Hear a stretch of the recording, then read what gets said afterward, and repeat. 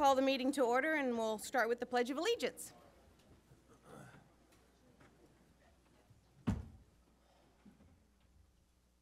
pledge allegiance to the flag of the United States of America and to the republic for which it stands, one nation, under God, indivisible, with liberty and justice for all.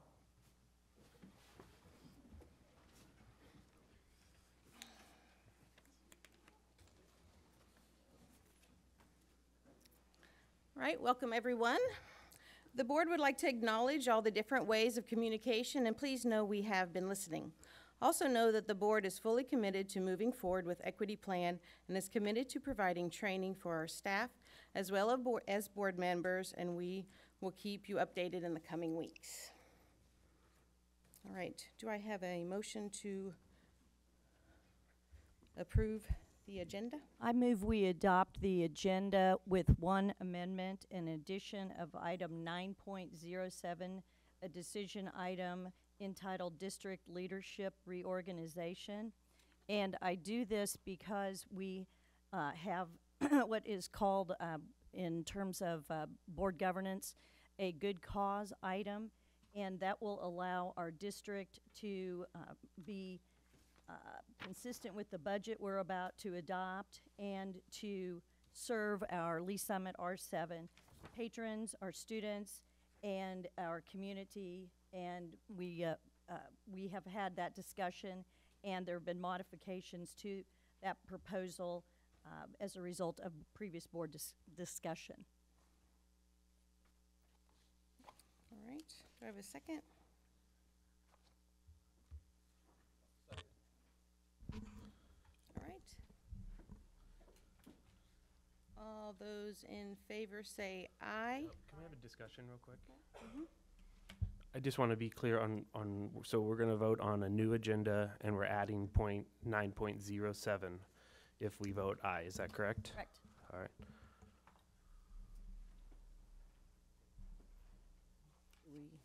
Right. All those in favor say aye. Aye. All those opposed say nay. Nay. Nay.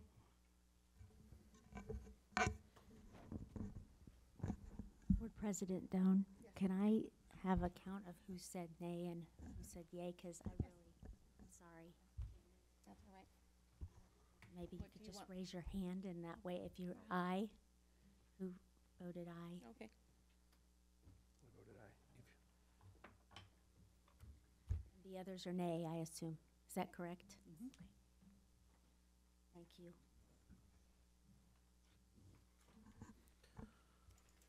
Madam President, as a result of that, I would move to adopt the agenda as presented.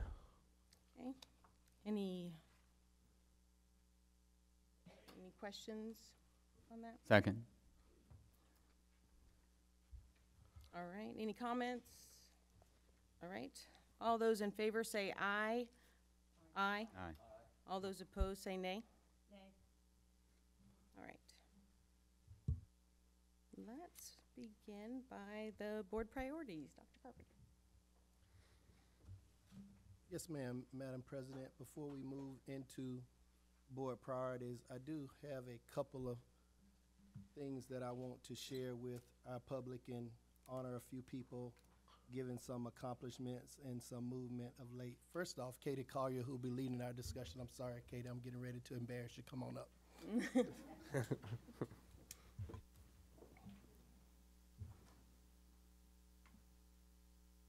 Come on up here, Katie. For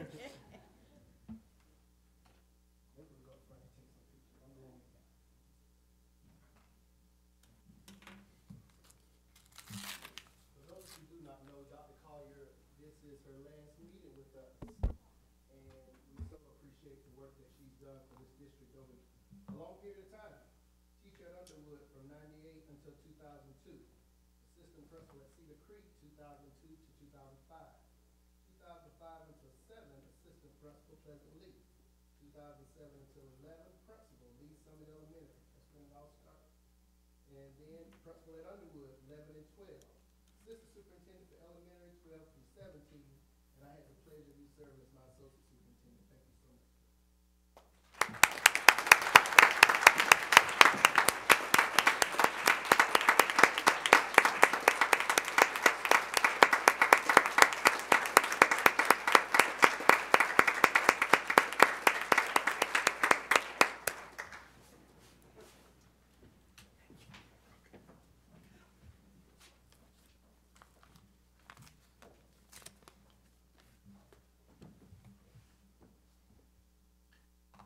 In addition, it was exciting for our school district this past weekend to go down to St. Charles, Missouri. And during that trip to St. Charles, we were excited to learn that Board Director and immediate past Vice President Jacqueline Clark received what the state of Missouri calls its distinguished certification. And to talk about how impressive that is, there are about 3,600 Board of Education directors across the state of Missouri. And Ms. Clark is one of 22 directors statewide to receive this distinction, meaning 3,600 folks out there doing this work on behalf of children each and every day, and only 22 have gone above and beyond to receive the distinguished distinction. And I'll just say that we had a good time celebrating that. We also had an opportunity to meet the parents, Mr. and Mrs. McIntyre. Are they around? I think they're maybe back there. Hello, come on up and let's take some pictures with Jackie.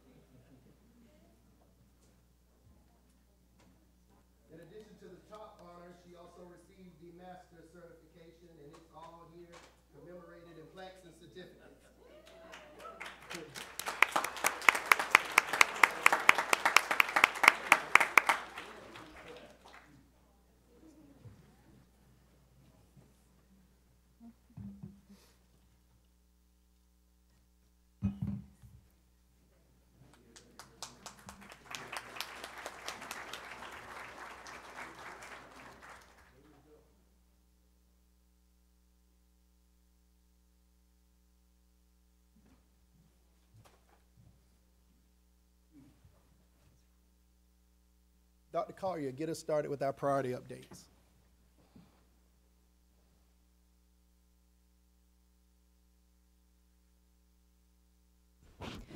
Good evening. It's a pleasure to speak with you this evening. For those of you that may not be familiar with the board priority, we work to update the board on their priorities, the action of the administration and staff each quarter publicly, and then we also do so in written report to the board on a regular basis. So this evening, as you are accustomed, we will present to you first on Board Priority 1. As a reminder, Board Priority 1 was about increasing innovative practices, focusing on student well-being, and building equity in program design and implementation.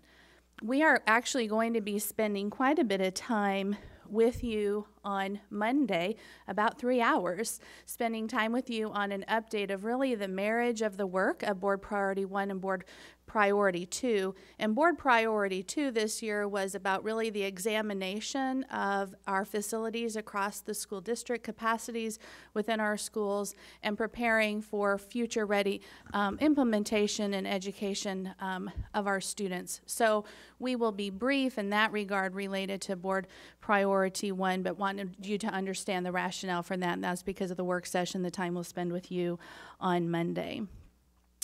At this time of the year, just so you're aware, actually, in just a matter of days, we'll be welcoming our first group of new teachers and new teacher orientation. So this is the time when we end a year, we close a chapter on one school year, and we begin the next. Additionally, we will be looking forward to what perhaps may be a late summer, early fall work session with the board to share the highlights of the work of the departments within the Academic Services Department. So we will have more specifics for you in that regard. But our building principals have been working with their leadership teams and will be doing so throughout the summer, throughout the summer to plan for their building improvement plans, and they will have common goals across all buildings, and we'll be able to report further to you on that work as well. This evening we are going to spend some time talking about the work that has occurred so far in the R7 Equity Plan under the leadership of Dawn Smith and her team. I'm going to go ahead and get us started.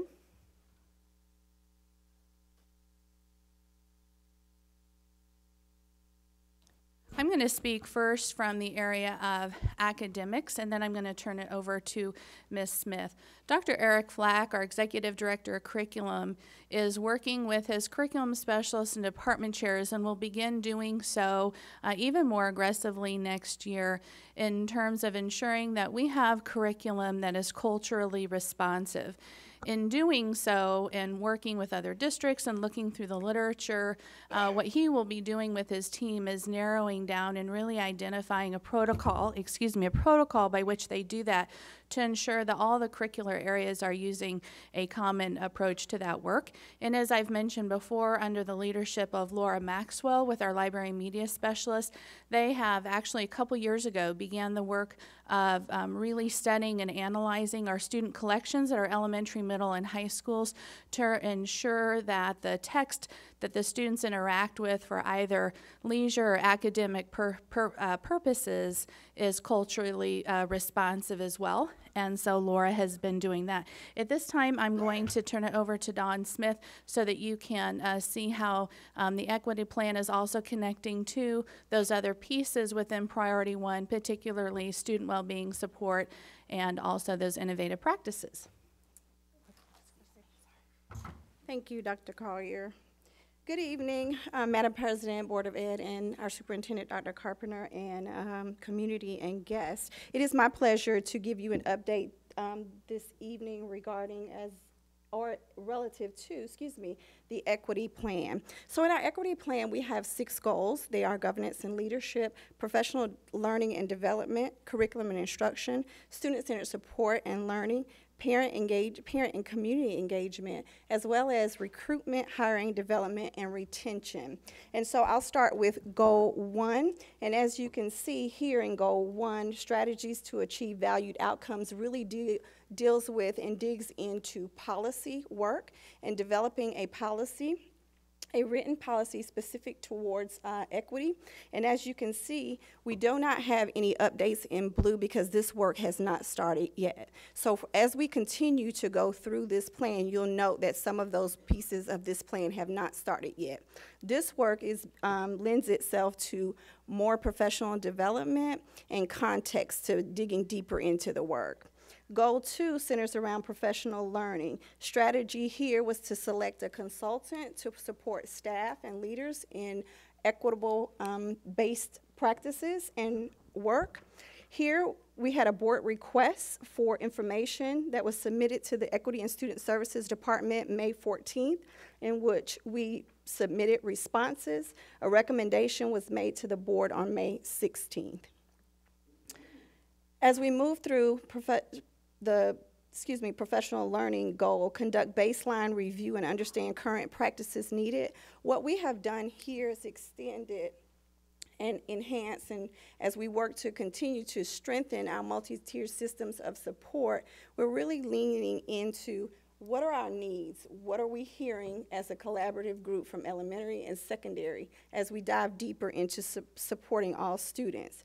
And here, what we've done is taken some teams, we've worked with them, we've identified some needs, and here we've identified a need to be more support to strengthen Tier 1 instruction along with some resources. And I have Dr. Hill here who will expound on the work of MTSS that we are doing this year with elementary and secondary.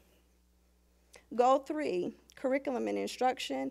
Dr. Collier just gave us an update on the curriculum work that is being done around the framework as well as the compass that we've implemented this year. And so I'll go straight to the CSIP. Our CSIP strategy here is to expand the school improvement plan to extend and lend itself to a focus on equity.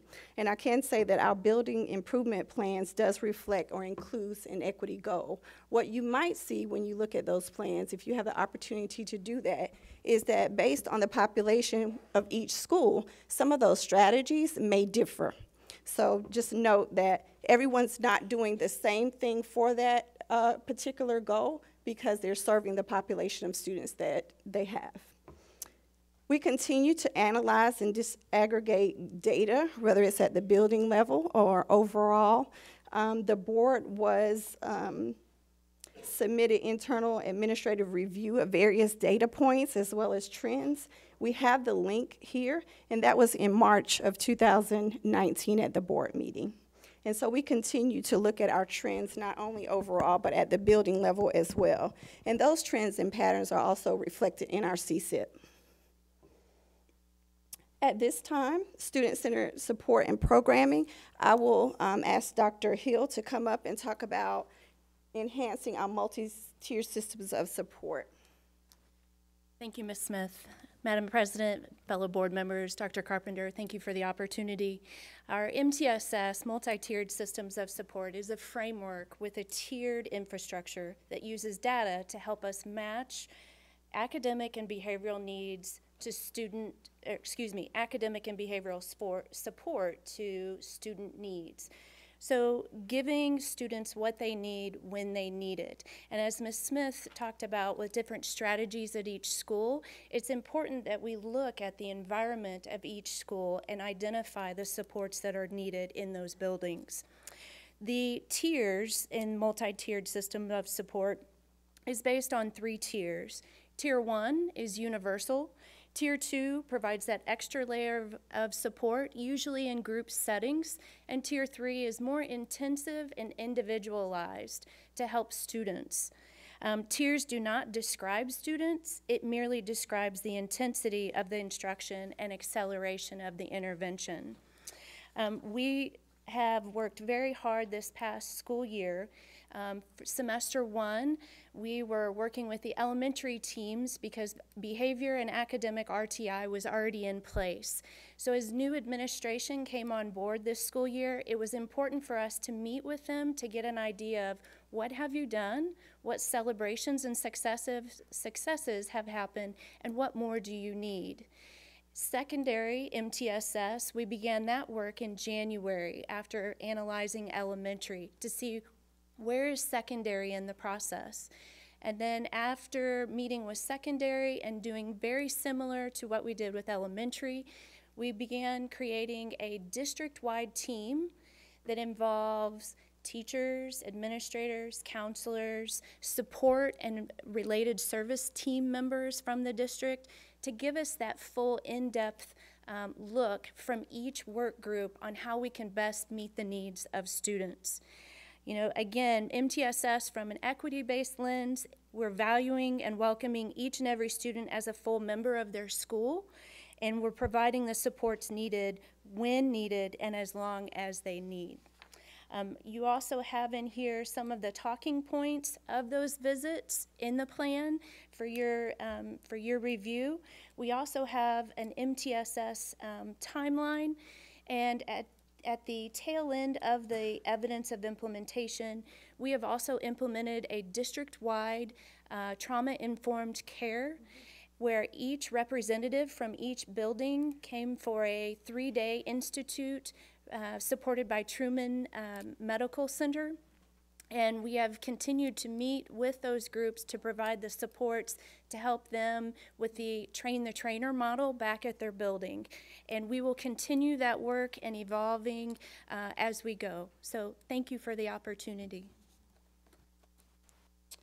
Thank you. And so as we move through our plan and we look at programming, and so this really is in conjunction with our CFMP work, and 2 PRATs that are currently sitting in the Department of Equity and Student Services, our Early Childhood Expansion Program, in which we shared information with the CFMP team last week. And so we also have for you an update here that is linked to that. But we have recommendations that will be coming to a meeting near you. And so our EL program, PRAT, is not complete at this time. We just ended our year with phase 1 in terms of looking at historical data, learning more actually about our EL programming here in terms of a historical standpoint. We looked at gathering initial research and review of student achievement data as well. And so phase 2 of that work will begin again in fall. And so we will be looking at gathering some more perspectives and perceptions needed from teachers, administrators, and the like through thought exchange. We want to include our parents and students via a survey. And so one of the challenges here also in gathering some parent data for our EL families is the language barrier. And so we're working to enhance that process for them so that they are able to engage with us and give us feedback. And so the secondary program expansion study team is designed to, with the intent to expand opportunities for all students relative to pathway options. Any questions so far? Okay. So our next strategy under student support here is to continue to implement research-based practices, and specifically those practices and programs that provide access and opportunities for all of our students.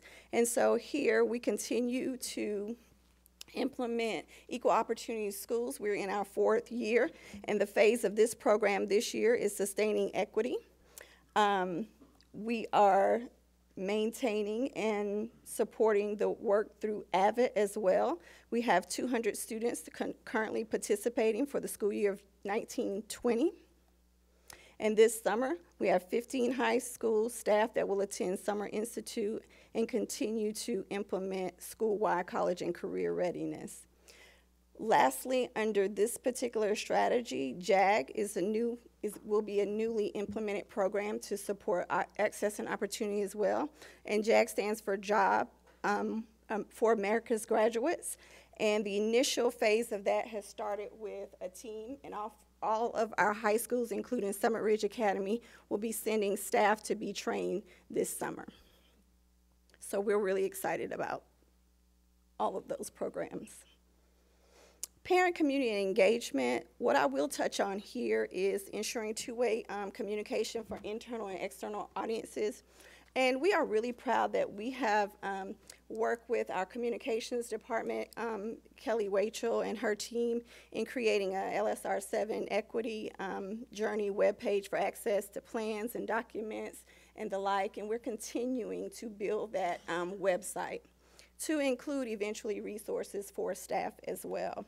And Kelly will also get into some other ways that we are reaching out for feedback and collaboration with external and internal audiences as well. Goal 6, recruitment, hiring, development, and retention. We continue here to hire highly qualified staff. We are working to revise recommended revisions per legal guidance. And hiring managers are recommending candidates for position with board approval and completing 1920 cohort analysis for fall. And that concludes our update for our equity plan. Any questions for Ms. Smith?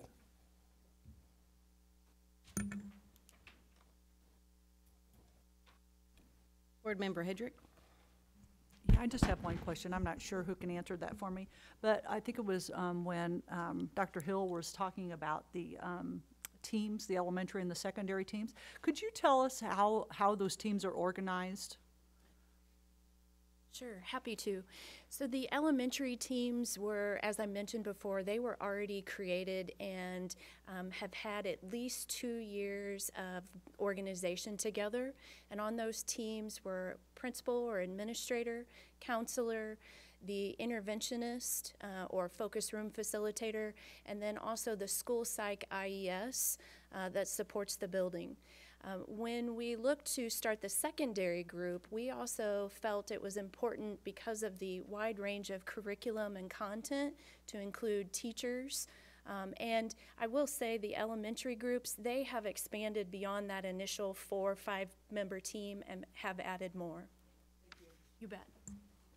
Any other questions?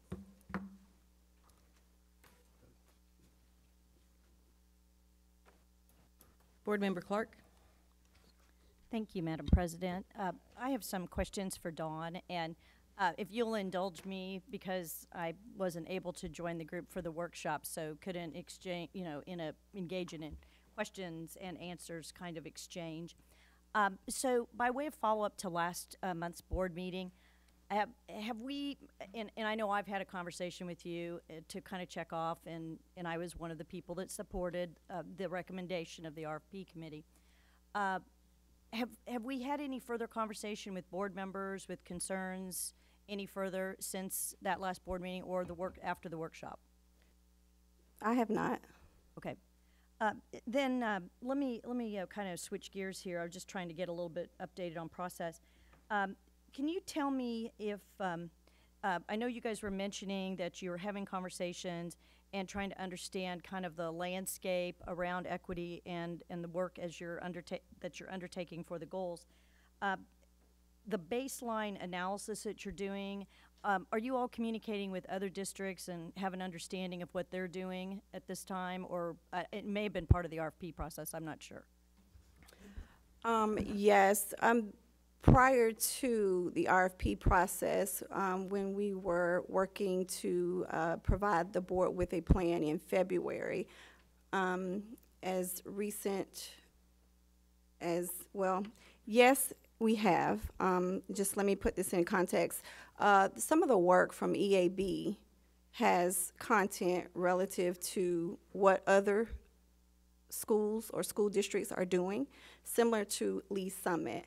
And we have neighboring school districts that are, you know, providing culturally responsive training and the work of equity. All right. Can you give me a sense, have you engaged with the RFP committee since our May meetings? And I'm kind of curious to see what the mood is and to try to have an understanding of any concerns they may have. I've not engaged with the entire group, no. Okay. Just, I mean, in passing and having conversations. Okay. All right. And then I noticed that there's a position that's being hired in Springfield, and it's the chief equity officer. Is that right? Did they just post that, or I'm just kind of curious?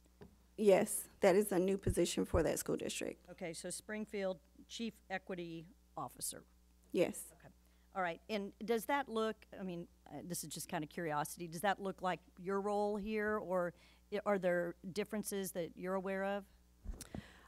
The role supports the strategic equity-based work across multiple areas, and so that person will support that work that lends itself to professional development, strategic planning, and supporting leaders and the like. Okay. And then another question I had was in relationship to goal number 6. I know this is a little bit in advance of when we usually get our report in August, but our next update probably would be subsequent to that. And it's around one of the contracts that we have to enhance the hiring of diverse candidates for the district. And last August, we had a report, and I think for that previous school year, which would have been the school year ending 18, I think we had 4 candidates that were identified and hired. Do we know what the status is for the current school year? I mean, we're about 20 days away from year end here. I have Dr. Carlson, who's in HR. I am not aware of the exact number. That was a new one. I happened to be in the hallway, thought this would be a faster path in case a question arose. I think I heard your question, and excited to give an update. We've been doing a lot of work. We have hired, as of this week, 54 teachers. 9 of those hires have moved us toward our goal. I think your question was specific to our recruitment efforts with our contract. At this point, of those 9, 1 has been secured through that partnership. Okay. All right. I know we'll get the update later on about all the breakdown. Once the hiring season has concluded. Okay. Right. You're getting close. We are. All right. Well, I appreciate your updates, and I know that it's probably very frustrating for the group to have worked so hard to meet that first step in the goal, and I'm concerned that we're not taking any further action tonight. And I hope that we will move forward very quickly, because the sentiment of the community is that it is our responsibility to move forward, and we have really done nothing, it sounds like, in the past month to move the issue forward. So I apologize. I don't mean to sound like I'm lecturing you. Not at all. I want to try to support your work. Okay. Thank you. All right. Any other comments? All right. Are we moving on to Emily then? Dr. Miller? The only thing I'll add as Dr. Miller prepares is, if you notice the update this evening, there was a heavy focus on the technical elements of trying to address issues of equity. For example, we were heavy on the program front, whether it be what we're doing with EOS or what we're doing with AVID or interventionists and personnel supports that we've added to the equation to try to assist with some of our equity efforts. The research would tell us that that's the technical side of the work. Put another way, those are things that are out there and in our existing repertoire to try to get something done in this area. Where we're falling short as a school district community is on the adaptive side of the work. So if you hire more individuals or if you employ more programs, but you have not done the work that's the somewhat messy work of examining the hearts and minds of human beings and how they show up to this work, you've just added more programs and more people in a system that's inequitable. And it continues to have inequities within it. So we're heavy on the technical side, but we're unwilling at this point to do the work on the adaptive side. And it's when those two things marry up with each other, that's when we'll see the impact we want to see for young folks.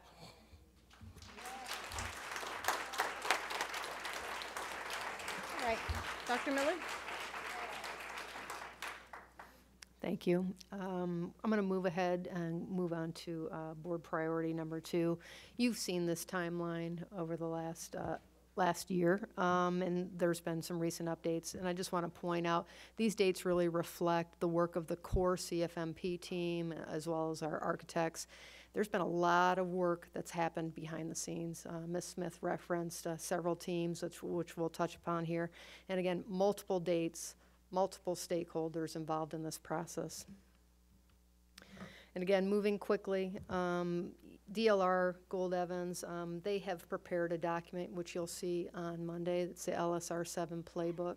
And this was after repeated meetings with a variety of different staff, building leaders, district level instructional leaders, curriculum specialists, instructional technology, teachers, and that filtered out to the building level to really get a sense of, and you'll see the pictures here reflect activity mapping. How do teachers view instruction? Is it lecture? Is that their primary mode of delivery? Is it small group instruction, individual instruction, outdoors, play-based, and really try to get a sense of what is the learning methodology that it's occurring in our classrooms, and how do we design our classrooms to support that? So the playbook that you'll see is divided into 3 different areas. Space types is one area, and here's a few examples for you. Individual and group learning is the first example, and you'll see several throughout the document. Formal learning spaces, and then activity spaces. The next is adjacencies. You know, when we first started this work back in the fall, I think there was a real fear that we would go back to kind of an open concept back in the 60s. What we heard from staff and administrators is we want to keep the core classroom intact. However, how do we allow for flexible seating within the classroom? How do we allow for flexibility for small group instruction? And how do we gain more space like the activity spaces? So this is just one example of an adjacency that you'll see. And then the third core component of what you'll see in the playbook is the dashboard key. And this really kind of helps us, guide us to develop priorities and making decisions. And it's really broken down into 3 specific areas. Capacity, which is a standalone measure, and we really use our demographic study to measure that. You'll see the color coding is very similar to Rick Bramer's demography study. And then the next 2, future ready learning and building age, we combine that to a total building score of 0 to 8 points. And that helps us to prioritize what work comes next. Some of the teams that were quickly referenced, and I'll go through these quickly. We have preliminary recommendations moving forward from the 6th grade to middle school study team. The Career and Technical Education Opportunities team, Dr. Sharp and I co-facilitated that, and that team's really just got up and running, and it's really been some great, exciting discussion. Really done some good core brainstorming, and really have a lot of people invested in the business community, higher education, lots of good partnerships on that team. Theme-based schools, Dr. Kephart has facilitated that team, so there will be a recommendation moving forward. The design standards and development of furniture team, that's really important when you're talking about flexibility in the classroom. So Kyle Gurrell and Krista Battaglia are facilitating that team. Ms. Smith referenced earlier that there will be recommendations at the meeting on Monday regarding early childhood and future recommendations regarding our EL students. So far, just a quick overview, and I've touched upon these. We've completed the Phase 1 boundaries. We've got the playbook. We've got the team recommendations. We've also completed an RFQ for architectural services. Part of that Phase 1 work, if you remember, we decided to look at the walk zones and also consolidation of secondary bus routes. So communication for walk zones has already gone out. Work that still needs to happen, we're still working on that secondary program expansion, furniture standards. Next phase for us is really an RFP for construction manager at risk, and then communication of secondary bus consolidation. So that's it in a nutshell. Okay. I have one quick question. Turn it over, Ms. Kelly Waitram. I have one real quick question for you. In the design standards team, does that also include looking at, for example, the lighting in each one of our classrooms from a reading perspective, similar to like these lights that are almost impossible to read under? I think when we actually get into building design, we'll have more in-depth conversations at the building level. Yeah. Thank you. Yep. Board Member Clark? Yes, Dr. Miller, I know that you're doing the work on the Career and Technical Education Opportunity team, and I'm kind of curious because we were engaged with the Real World Learning group from Kaufman the last couple of days.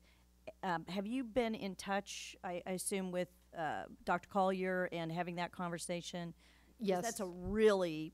And I'm happy to give a brief 20 answer. years So out. Donna McDaniel actually came and presented to our team at the last meeting. And so Dr. Collier has done some great work on that grant, and I'll let her speak to that. We have recently submitted a grant proposal for up to $100,000 for what is referred to as a Design Plus Plan Year grant for next school year. And in that, one of the pieces that would be critical is working with various tiers of industry. Sometimes when we look at job shadowing, internship opportunities, for instance, for our students, sometimes certain levels of industry become saturated. So one of the goals is to have micro collaboration groups with other districts across the Kansas City metropolitan area to be able to expand partnerships with industry, thereby expanding opportunities for experiences for students. And the goal of that grant, and then ultimately really the marriage of this with this team, is to within 3 to 5 years ensure that as each student graduates high school from our school district, that each would leave with what is referred to as one market value asset. So there would be more to come on that if were to be recipients of that grant from Kaufman. Awesome. Board Member Hedrick? Yeah, you may have said this, and if you did, I missed it, please let me know. But one of the things that I noticed when we were out delivering peak grants throughout the district, pre-K through 12, there were a lot of classrooms that already have a lot of flexible seating, lots of different things going on. So has the team been through the buildings and looked to see what percentages of our classrooms already somewhat in that design, or do you expect that it's going to be 100%? Maybe re-looking at, even if there are some that are already set up that way? No, that's a great question. We haven't gotten there yet, and that will likely be the work of that future team. So more work to come on that. Thank you. Yep. Any other questions?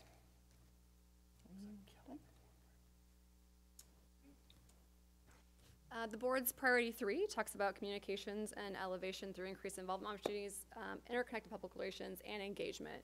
So happy to give that report to you this evening.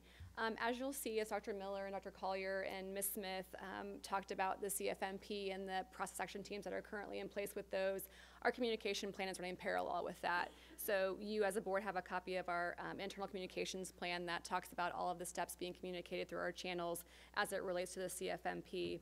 One of the things I wanted to highlight through that was our social media, our e-news updates, and the Our Schools piece about the Phase 2 work teams, timeline updates, and those walk zones and secondary bus route information. So we're in the process of that communication piece to all of our families at the moment as we're going into the summer months and getting ready to implement all of those adjustments. Thought exchange, this also partners up with some of the CFMP work. This slide specifically talks about the internal and external thought exchange we did in collaboration with the middle school and 6th grade study team. So the internal staff and the external parent PTA focus group got the same question about considering the needs of 6th grade students, which school environment is best suited for their development, middle school or elementary. So wonderful data that we received that we'll be sharing with you as part of Monday's work session and that recommendation for the middle school and 6th grade team. The next thought exchange we're currently doing, Ms. Smith referenced as well, it's currently in progress around the question of diversity, equity, and belonging in the Lee Summit School District.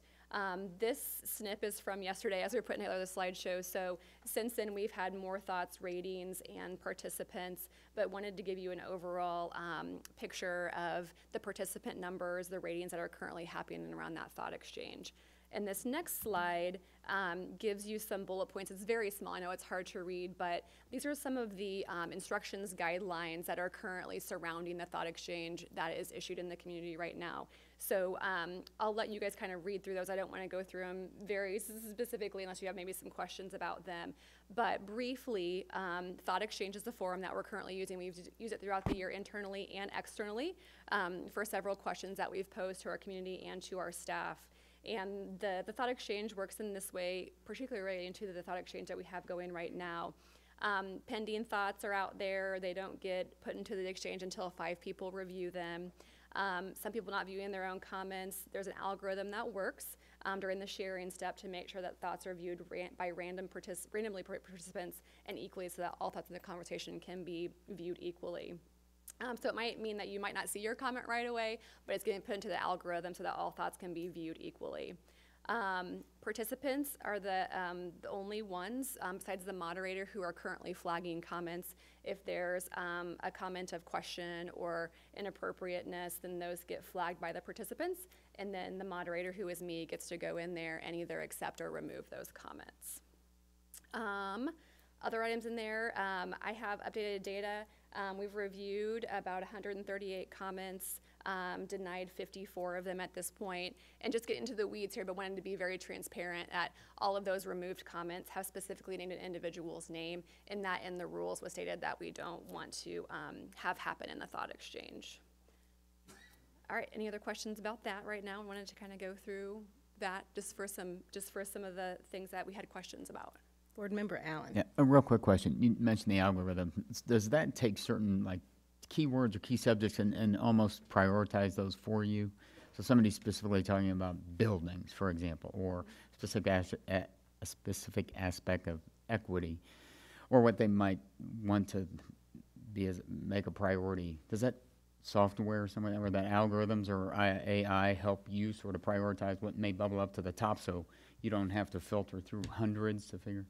Yes, so me as a moderator or the district as the person or the entity who is running the thought exchange does not have any effect or any control of how those thoughts get rated. It's simply the algorithm and the thought exchange data that's being run on the back end through thought exchange that prioritizes and ranks. So as a participant, you can go in and look at the top thoughts that are currently the top thoughts in there, and those are all calculated through the ratings that the participants rate, and then how thought exchange and their algorithms make those rise to the top. And that's shared over the next couple of days with the board, or is that coming later?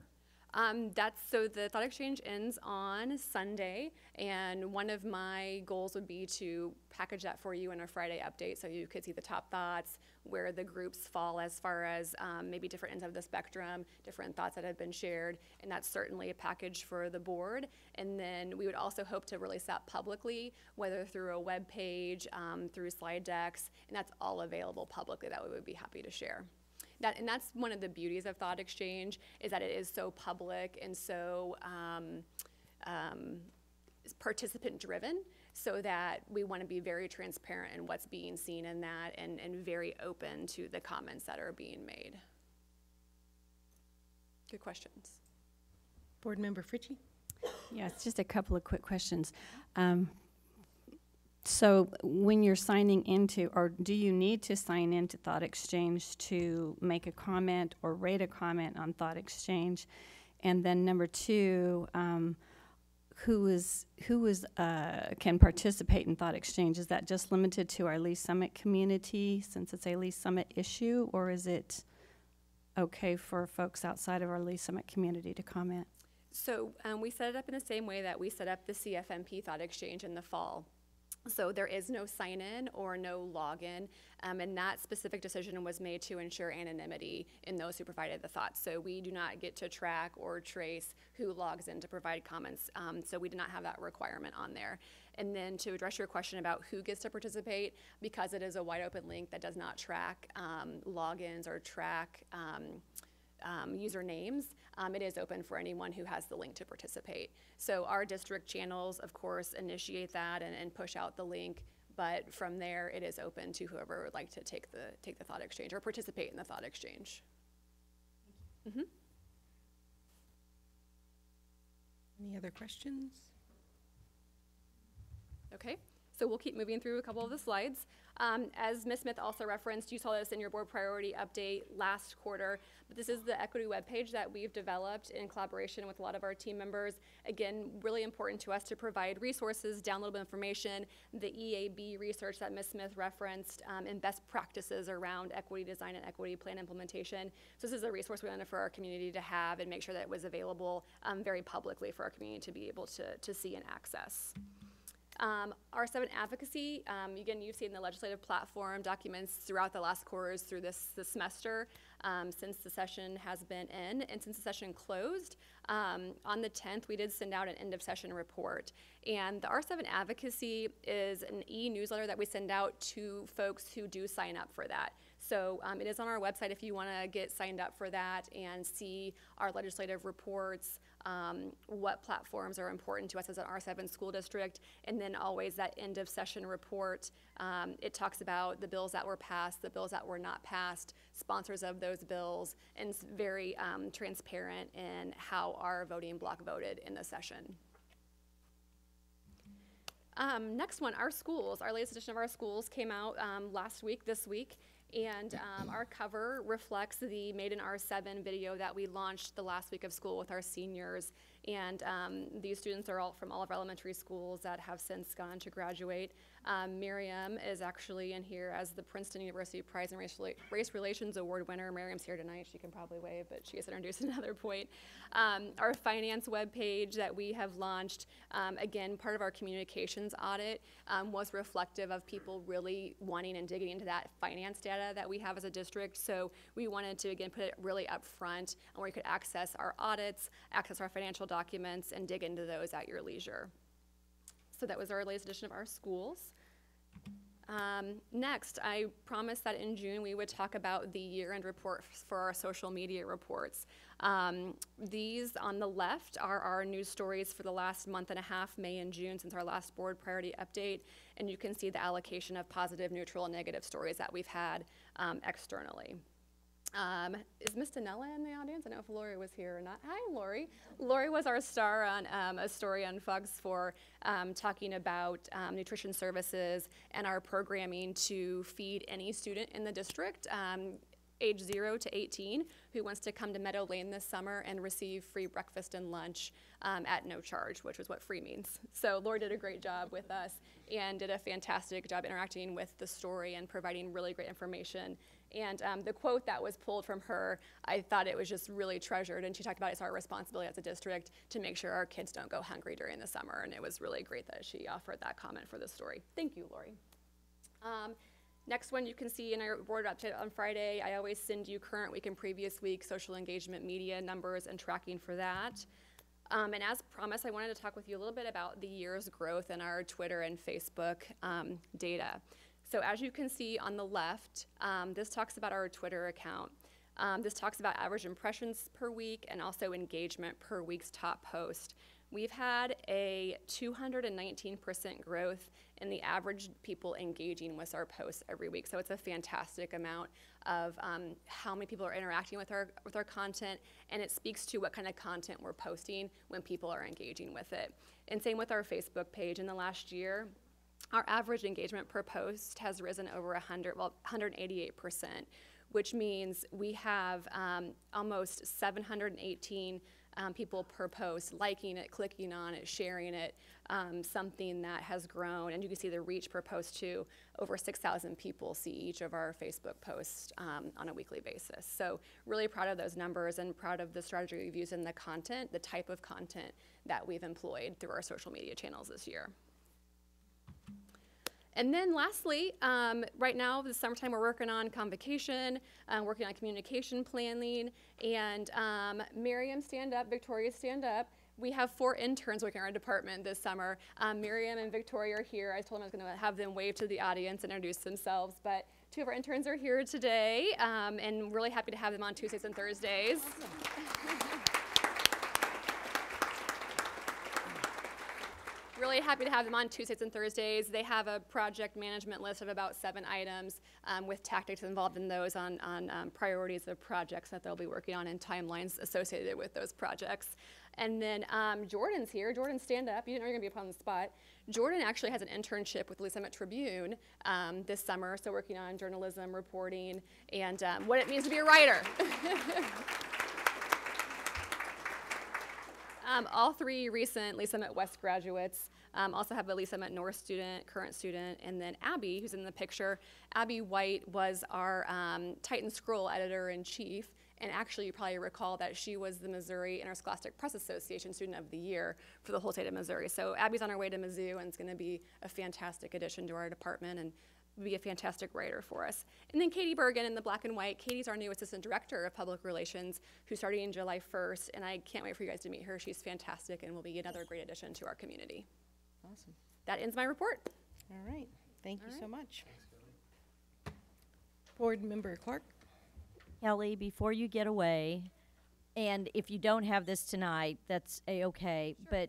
But can you give us any kind of an assessment on the engagement with the web pages around equity and around finance? If you've seen any kind of trends or just raw numbers? I don't have those specific pages. So you see in your weekly Friday report how many people interact with our website as a whole. That's our homepage hits and who dive into those other pages, but I can certainly get for you the equity and the finance pages specifically. I don't have that tonight.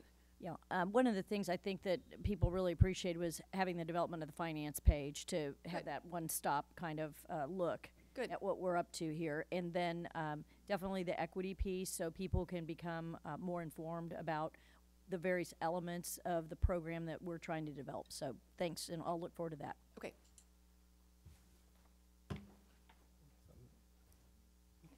Yeah, so the only thing that I'll add as the superintendent's report concludes is these priorities, for those who don't know, form the baseline of the superintendent's evaluation process. It's born of these priorities. And I could not meet those without the effective work of one of the best teams that's out there, so I want to give them some special shouts out tonight. And I'll also add, when I give that shout out, is we're coming up on a pretty peculiar time. You all heard the attempt to modify the agenda, and that didn't go over. And we're losing 2 key folks. we talked about Katie and Dr. Sharp. I still haven't forgiven him for trekking over to Pleasantly Middle School. But the superintendent put forth a plan that I believe would allow us to be even more effective and reduce 2 FTEs at the executive level. That would have saved this district $322,000. But there's some need or some sense that there's a need to tie this superintendent hands, and for that, I apologize to my team. All right, let's go on to the comments from the public. Madam President, before we start with comments to the public, to the audience, I did notify the Board of Education prior to our meeting tonight of my intention to offer a motion to suspend policy BDDH tonight, which is the restriction in limiting speakers to just 20 minutes. I believe it's our time to listen to our community, and I would request from the board that we suspend policy BDDH tonight to allow for all speakers to speak with a time limit of only 2 minutes. So sorry if you all plan for 3, but I would ask that we suspend policy BDDH, and I did give notice per policy BF prior to the meeting. Second. I'll second. Oh. All right. And I just have a point of information. How many people have signed up, Madam Board Secretary? 21. Thank you. All right. All those in favor say aye. Aye. All those opposed? All right. Yes. I don't know exactly how to say this, but I may have to, my mother's not in really good condition right now, and so I may have to get up and go back and take some phone calls. So that is, and I can still hear back there, but if you'll bear with me, I'm not trying to be rude. I'm just trying to stay in touch with my sister so I can see what we need to do with my mom. So Sounds with good. that, so Perfect. sorry to, and I'm not looking for anything other than just for that. Thank you. And we share thoughts and prayers for your mama. All right. Corey McDonald. Oh, yeah, I'm sorry. Okay. Okay, at this time, we appreciate your attendance and your willingness to speak to the board. Wanted to take just a moment to share a few guidelines. Please remember that while this is a meeting held in the public, it is not a public meeting, and the board does not respond to public comments during the meeting. We want to hear what you have to say, and your comments will be noted by the board. And if appropriate, we will direct the subject to the administrators who are responsible for that particular subject matter. Due to our amendment to this policy, you will be allowed 2 minutes, and that will be counted down on the screen. Only those who have signed up on the comments from the public prior to the meeting will be allowed to address the board. We ask that you refrain from using the names of any students or staff in your comments, and please remain respectful. Lastly, when your name is called, go to the podium and clearly state your name and the organization you represent, if any. Thank you. All right. Mr. McDonald. All right. Go ahead. Thoughts and prayers to your family and about your mom. Hello, my name is Corey McDonald. I'm pastor of New Springs Community Church here in Lee Summit, and also the leader of Community Solutions Focus Group. Christine Bushyhead shared my comments with you at the last board meeting in my health-related absence, and I am fortunate to be able to present some good news today. In our effort of cultivating relationships and bringing a community together, Rod Hanley of Character That Counts hosted a luncheon of pastors in Lee Summit to meet with our focus group to become more informed about the achievement gap and the diversity and equity and cultural inclusion in Lee Summit. There were over 40 pastors and ministers from our community who met and are now ignited to become engaged, both in conversation and in work. On June 26th, the focus group will be representing our town hall meeting to continue the achievement gap conversation. This location we will be holding this meeting at Lee Summit First Baptist Church. It's going to be on the 26th of this month, and all are welcome. And finally, the focus group steering committee will be meeting with the local diversity training group who focuses on training regarding implicit bias, racial and social identity, and cultural inclusion. We believe approach matters, so they are not about second-order change or blaming or shaming. We hope to partner with them to develop a 3-part series to present diversity training for the entire community of Lee Summit. Thank you. Thank you. Christine Bushyhead. Christine Bushyhead? Okay, I didn't see you. Good evening. I'm here to continue the conversation about the Community Solutions Focus Group. We do have a Facebook page that we're hoping people will begin this conversation about the achievement gap as well as the diversity training and culture of inclusion. Our Facebook page is open to everyone, and if you answer 3 questions. 1, are you a member of the Lee Summit community? 2, since we want to work together to solve problems, are you willing to stay respectful in the discussions? And 3, as we are problem solvers, please acknowledge that speech that attacks an individual or group will not be permitted. So those are kind of our guidelines. We have some additional guidelines as it relates to not blaming or shaming comments, and we do have a member of our group that, well, all of us our steering committee monitors those comments, and just heads up to anyone who wants to post that if you do not follow that type of protocol and do not have respectful and comments of integrity, then you can expect your comment to be deleted. Fortunately, so far, we have 829 members who are participating in this conversation and I say members as it relates to this Facebook page, and we're really happy to note that there's only been, I think, 2 at the most instances where there had to be a deletion. So we're really excited about the response the community's given to this and how this conversation is growing. Thank you. Thank you. Ron Freeman. Madam President, Board, Dr. Carpenter, and staff, thanks for the opportunity tonight. Just wanted to stand to praise the educators of this community. I know you guys have done well. I've been a volunteer, a teacher, a mentor, a coach in this community as well as throughout the Kansas City metropolitan area. I've seen teachers have to deal with various situations, but they work diligently to build rapport with students. They work diligently to have that impact where they're helping to change lives. They face challenges some of us can never imagine. I've been there on occasion where the first instinct has been to declare a teacher to be racist. But when given the opportunity to demonstrate their character, they actually worked effectively to demonstrate that they really did care about all students in that building. Being human isn't easy. We all have our challenges, we all have our struggles. And teachers are tasked with doing things most of us would never think about. Imagine being responsible for the outcome of a person's life when they spend 1/3 of 180 days with you, 2/3 of those 180 days with someone else who knows, and 185 other days without your influence whatsoever. And the challenge for you to somehow solve that problem is what our teachers face. And so I just wanted to applaud those teachers, wanted to applaud those individuals who stand up. They don't need to be shamed or blamed, they need to be supported.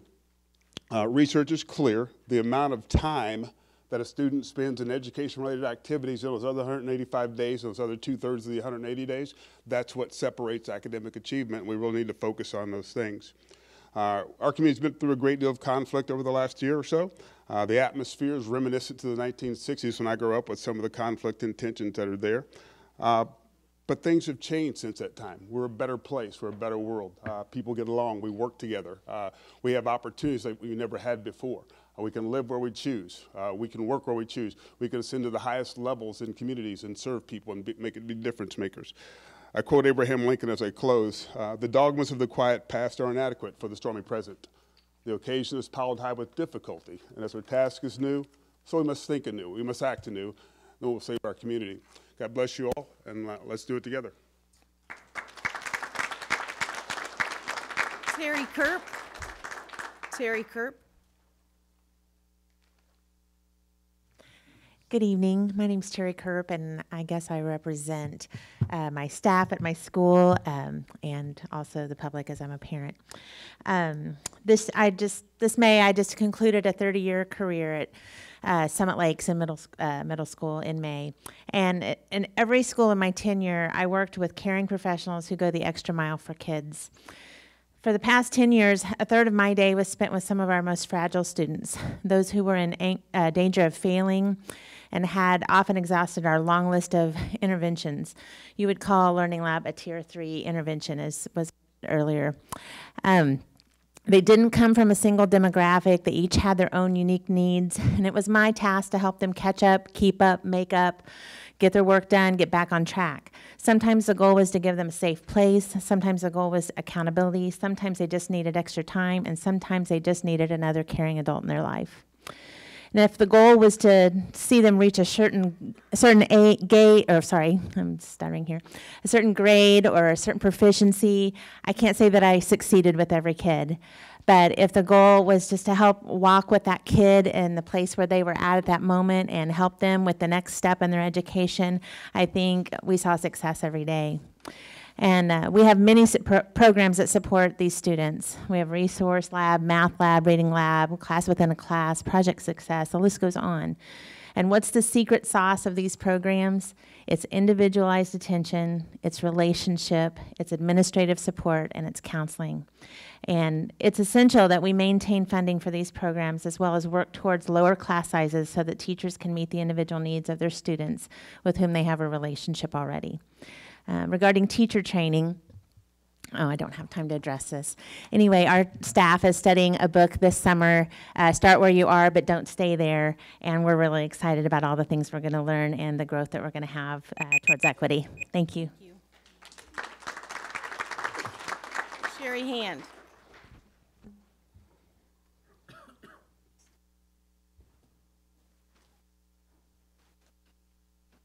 Madam President, Board of Education, Dr. Carpenter and staff, thank you for hearing us tonight. My name is Sherry Hand. I'm a member of this community for 25 years, and I am a teacher. I have been a teacher here for 15 years. I speak as a member of the Community Solutions Focus Group as well to encourage the members of our community to join us in supporting our teachers and having an active dialogue to further our interest and further our education about the achievement gap that concerns each of us. Thank you to the board for being very cautious about which group you select going forward. We are very concerned that the model be appropriate for our district, one that doesn't blame and doesn't shame.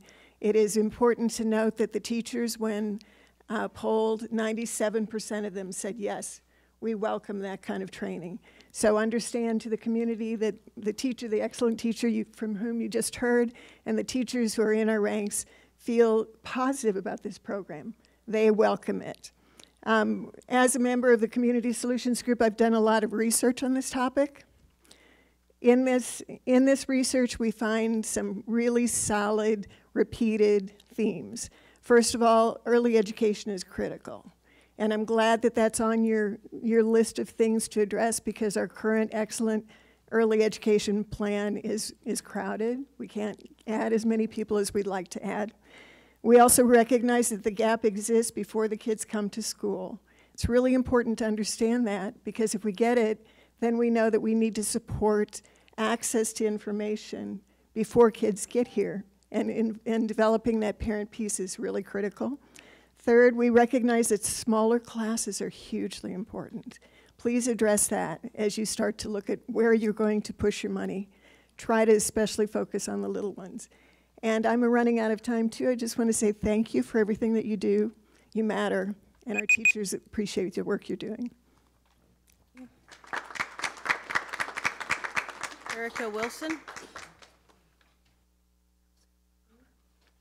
Erica Wilson.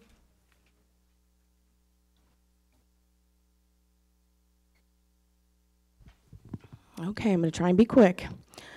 I just want to start off by saying that I've been so very pleased with my son's early childhood experience in this district so far. You see, our son was born early at just 24 weeks, making us micro-preemie parents through no fault of our own or his. I won't get into it here, but having a child with such high needs at such a young age is really tough. So to be able to seamlessly go from NICU and in-home early intervention services to starting his early childhood education with great beginnings and enrolling in our amazing Parents as Teachers program here in Lee Summit, it was a huge relief. And we've had wonderful experiences with his teachers and therapists thus far. And I know expanding and improving early childhood will continue to be a priority for the district because LSR7 is committed to providing these opportunities to all children that need them. But I'm here again tonight because research also suggests that educational equity should be of the utmost importance to us as well. We've talked a lot about it tonight, but the actions of this board as a whole do not align with your commitments. I don't think you can even imagine my family's utter confusion and disappointment when the opportunity for you all to learn more about implicit bias and equity training with PEG was ripped from the agenda in the fall of 2018. And you've absolutely fumbled this issue ever since, and it's appalling. I'm here tonight because I'm infuriated with board leadership to watch you sit up here in your positions of power and privilege and wax poetic about how you care about every single marginalized child in this district, and then turn around and thwart a perfectly good opportunity through EEC, who does not blame shame, to support the most marginalized of those children. You should be ashamed. And I'm going to skip to the end because it's time for some of you, Julie, to reconsider holding the position that you do. If you're still struggling with these concepts. Excuse me, ma'am. There were no names are to be used in those If you're still struggling with these concepts, then it's simple. Implement equity training right now so that professional thought leaders can come in here and hold your hands through this professional learning. Because the parents of marginalized children in this district are done coddling your ignorance. We're tired of this, but we're not going away because this issue is not going to go away until your actions align with your commitments. So, before you call the next one, just a quick point of clarification, because to board members that are up here, we have to take criticism personally. They can say our name, I believe. Is that correct, Joe? Hang on, sir. Hang on. Excuse me, it said, Staff. we ask that you refrain Students from and using the staff. names of students and staff in your remarks and remain respectful. Board members legally can be criticized. They're public officials. So, just to be clear. Amy Cogden? They're not staff or students. So. Nonetheless, the comments have to be respectful under the board. Right, I totally agree, totally agree. I apologize for the speed at which I'm going to read this. My name is Amy Congdon. I'm a parent. Members of the board, I'm sure by now you are exhausted by conversations about equity training, equity plans, and issues connected to race. It's been at the forefront of conversations in the district for the last 9 months. But what you perhaps do not realize is that people of color have to live with these issues, thoughts, conversations, and debates for every moment of every day of our lives, because we do not have the privilege of ignoring it or pretending that it is not a problem. Your inability to affirm EEC to provide equity training, your lack of eager willingness to call out blatantly racist remarks made in emails, and the fear of uncomfortable conversations that might expose your blind spots have compounded the burden that people of color in this community have faced over the last school year. So much that an open forum had to be created to provide documented evidence that there is a community-wide need for training around issues of race and equity. A forum where people of color have to read comments from their fellow community members that displayed racist content, be it explicit or subtle, and engage in additional emotional labor to provide educative statements about what equity, diversity, and inclusion really means when talking about race. It is exhausting, it is discouraging, it is infuriating. And now tonight, the equity training is not even on the meeting agenda. I imagine that it's because some of you want more time, but so much time has already passed. Many of you justified your reasons 2 weeks ago for our no vote, but we do not need more justification. We need action. We need proof that you are willing to be made uncomfortable in order to provide safety for students of color in LSR7 who face uncomfortable situations every day. We need boldness to refute the racism that is painfully evident in this community. We need you to be educated and informed, and not by us, on the concepts of white privilege, white fragility, implicit bias, systemic racism, and how this impacts the education. We need you to do these things not just for students of color, but because this positively impacts all students. A few weeks ago, Mr. Allen made a comment that what we really need is love, and I actually agree, but love is not just getting along. Love does not avoid conflict because it's uncomfortable. It engages with conflict because it cares. Love does not shy away from hard truths out of fear. It courageously approaches these truths knowing that minds may need to be changed. Thank you. Love is not easy, it is hard work. That is why so many of us continue to show up, to engage people who tear us down, to do the emotional labor that we do not owe you, because we love our kids, we love our community, and we are willing to do the hard work. So the question is, are you? Thank you. Thank you. Eric Lowe. Eric Lowe.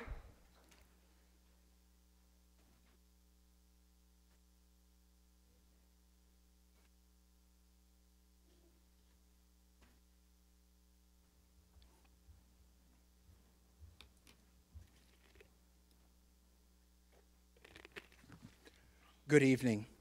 The equity gap didn't just start this year in the LSR7 school district. And districts like Shawnee Mission, Hickman Mills, North Kansas City, Belton, Lawrence, Wichita, and other districts around the Kansas City metropolitan area are doing work around the area of equity. The groups that trail in this district are not just minorities, but students on free and reduced lunch, students with disabilities, students on EEPs, and students who are English language learners. And as I've heard from some of the statements by board members and people tonight, the assumption is that kids who fit in this group aren't prepared for school, and that's just inaccurate. During the time that I've been in this district, I've watched this board make excuses about why it can't move forward on equity. And many assume that these shortcomings were because students weren't from LSR7.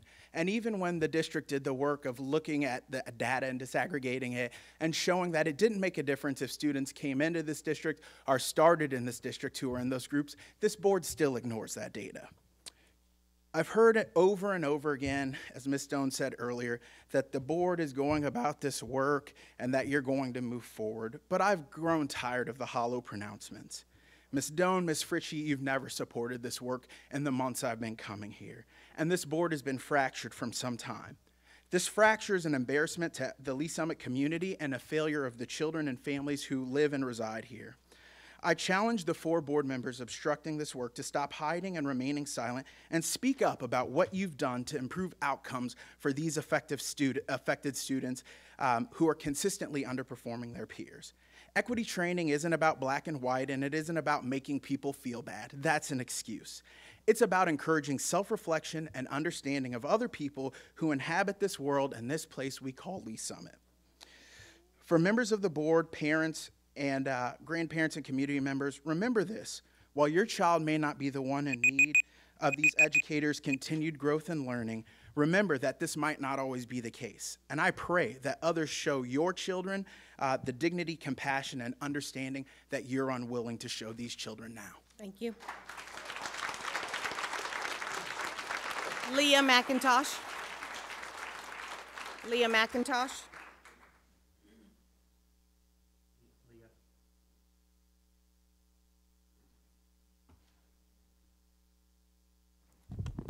Good evening. I'm Leah McIntosh, and Reverend Kevin Snow is joining me tonight on behalf of clergy and faith leaders across the Kansas City Metro broadly and Lee Summit specifically. We thank you for your commitment to the quality education of each child currently enrolled and each child that will grace our space in generations to come. As people of faith, especially clergy, our calling compels us to speak up on behalf of marginalized individuals and communities, amplifying the voices of those unintentionally and intentionally silenced. Therefore, we raise our collective voices tonight. And we ask that the district follow its mission, which is to prepare each student for success in life. We ask that this vision of creating a culture of respect and acceptance, mutual understanding, and a focus on student achievement and staff development continue.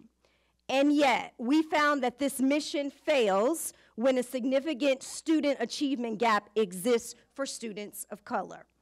As a result, tonight we call upon our school board to do 3 things. Number 1, unanimously and publicly denounce the racist hate speech recently made public directed towards our superintendent, Dr. Dennis Carpenter. Second, we ask you tonight to vote immediately to allow training for equity with EEC to move forward in accordance to the LSR7 equity plan and the RP committee's recommendation. And third, we call for any board member who is unwilling to move forward with the priority upon equity to immediately resign. Our community and the nation is watching. You have an opportunity to once again do what is right. Thank you. Megan Marshall. Megan Marshall.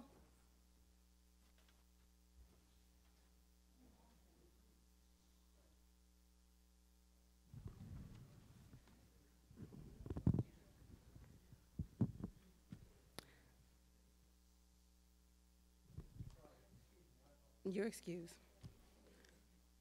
Good evening, Madam President, Superintendent Carpenter, executive leadership, and staff members. Words are powerful. The language that has been used when talking about diversity, racism, or equity within our schools appears to have been distorted. And that is an enormous indicator that there is a problem or potentially that something is being hidden. It's quite simple.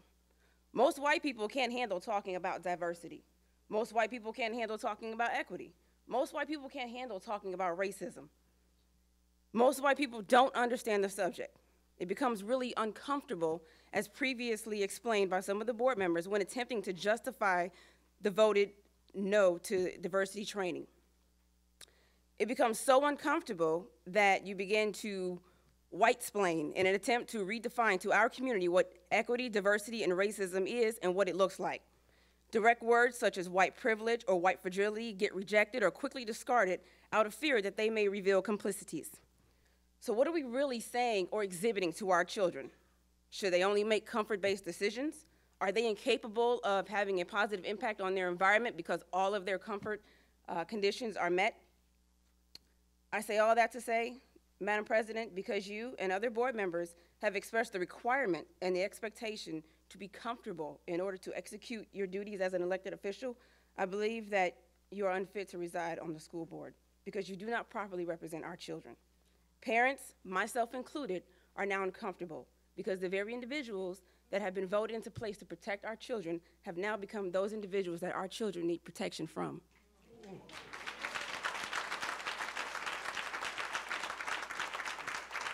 Levi Holland. Levi Holland.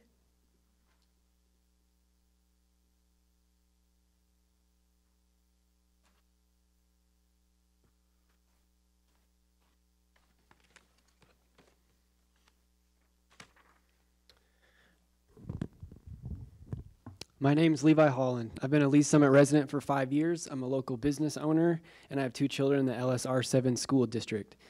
Tonight I speak as a member of a concerned community, a community that clearly desires and values involvement because when it comes to our kids, their opportunities, and their futures, it matters.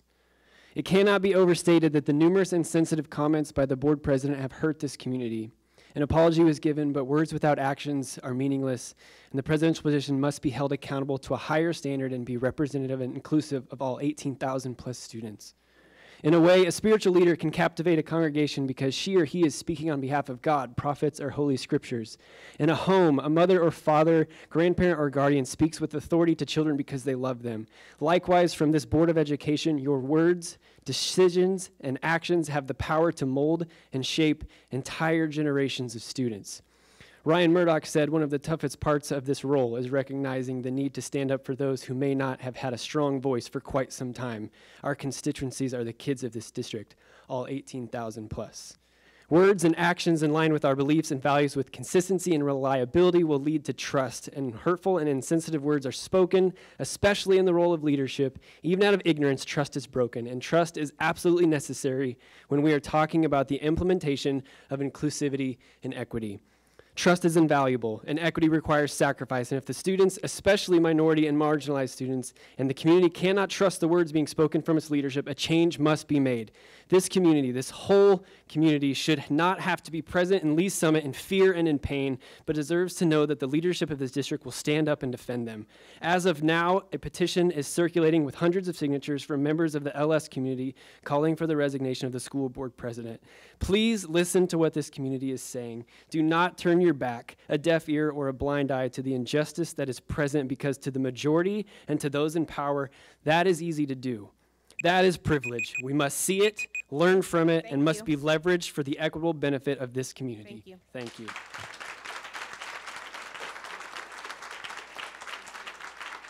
Thank you. LaShawn Walker.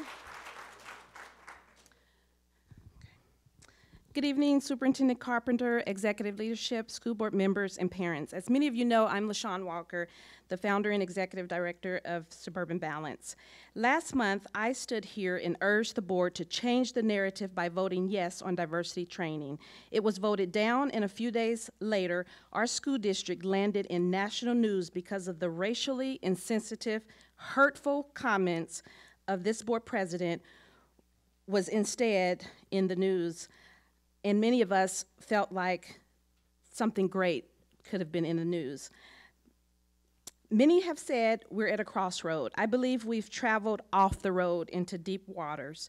The truth is, our school district is drowning in negative news with a cloud of racism over our heads because of the egregious and racially offensive beliefs of this district's board president.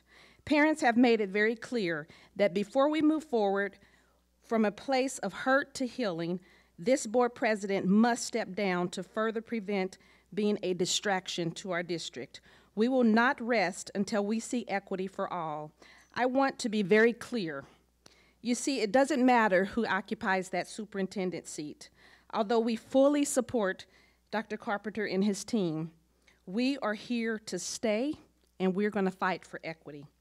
It is clear that the exchange between the EEC consultant and the board president was effective. He asked Board President Doan to go home and reflect on the privilege of not having to think about driving while white. A few days later, a written apology was published, and she stated publicly that she now believes in privilege, that she has privilege.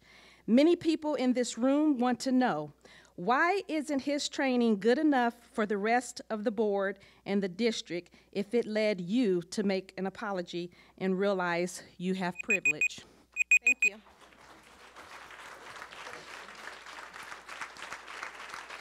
Lori Betts.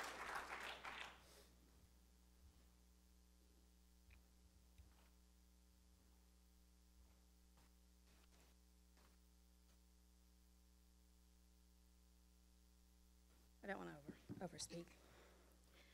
I thought that Dr. Carpenter had an excellent point when he said that we've talked very specifically about plans. We heard a lot today about how different committees are moving forward, and yet that didn't seem to reflect the hearts and minds of the community, nor of generally the board, as they voted negatively last time. I strongly agree with that statement. I think that there was leadership shown tonight by individual community members, the people that are part of the committees, and talking about how they're advancing the causes, what types of activities they're trying to include in the libraries, for example. But that was not reflected by the board members. I think that we've seen, even just in this last meeting, that while everyone that's a part of the board seems to have agreed that we definitely need equity training, and last time it sounded like people were committed to going forward, we continued to hear additional excuses, questions about curriculum, please contact my friend about additional equity training, let's re-vet somebody else. And there was a lot of tension when Dr. Carpenter specifically called that out and said that's a way to delay. That is not a way for the board to lead a community forward. I think that we need to make a strong statement. I agree with Ms. McIntyre when she said that she feels that first we need to have a vote. We need to condemn the racist comments toward Dr. Carpenter, particularly in emails and on some of the board, like Facebook type posts. I strongly condemn those. I'd like to see more members of the school board doing so also. I would also call for the resignation of the president. While I appreciated your apology, the second swing at it anyway, I do feel that once things are spoken, It's very difficult as a parent to unhear that. It is difficult, just as if we were talking about my student who has a learning disability and you were to refer to her as stupid. It'd be really hard for me to accept your apology. I could say, yes, I forgive you, let's move on. But I wouldn't trust you to look out for her interests. Thank and that's you. why I would also call for your resignation. Thank you. Anitra Hunter.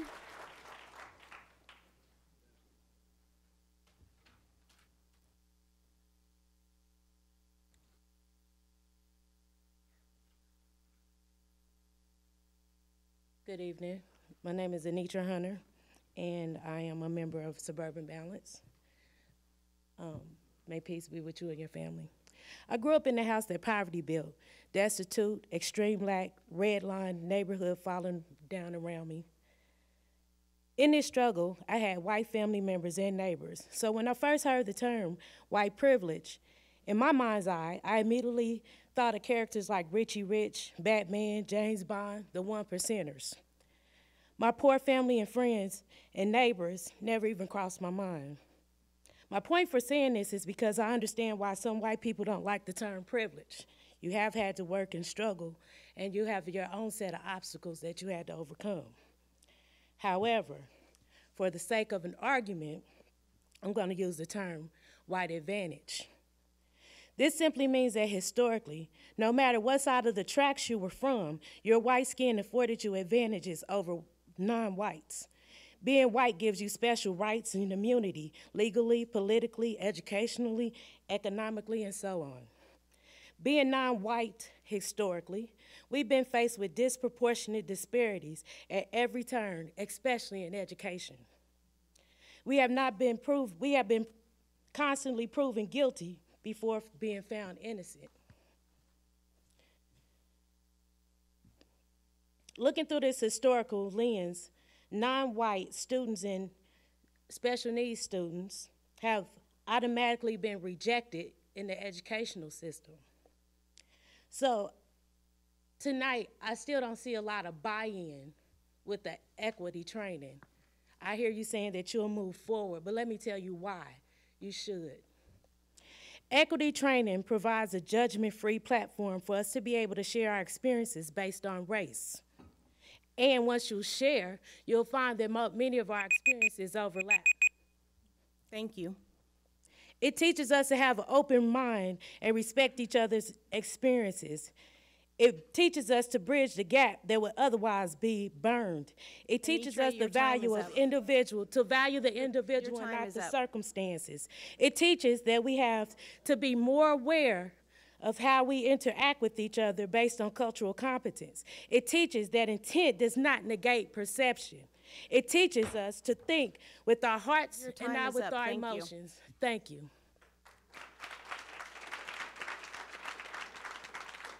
Courtney Ray.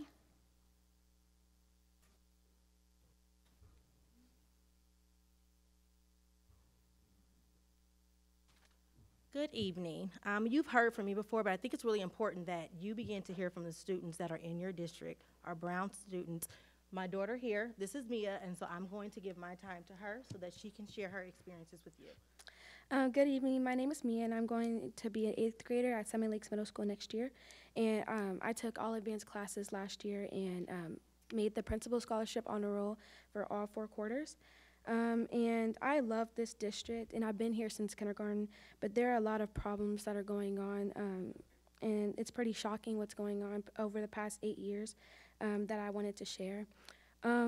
I've been called to somebody's told me that they don't like black people to my face. In 5th grade, we were joking back and forth, and someone said, I don't care, at least I'm not black. One time, one of my friends, or someone who I thought was my friend, she told me, she said, I like you because you're not like the other black girls. You're not ghetto, and you're not loud, and you actually are clean. You're not dirty like the other black girls. And one time this year, somebody got in trouble, and they had to go to STAT for wearing a do-rag. And so, but whenever a white guy at my school wore a do-rag, people thought it was funny, and he really didn't get in trouble.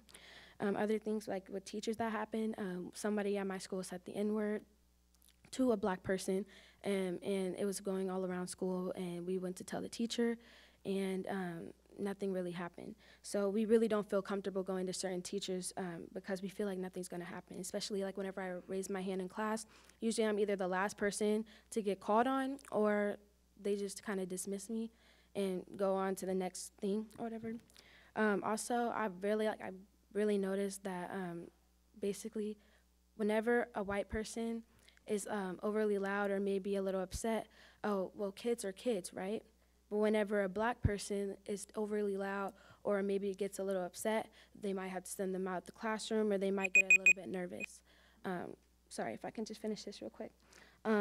So I feel like there are just a few experiences that I've had, yet they have changed my view about myself and my community. And today I'm asking you to move forward with the equity plan that benefits teachers, students, and the entire district. And every time you vote no, you're voting no to me.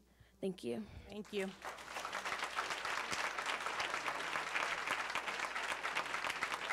Michael Shaw.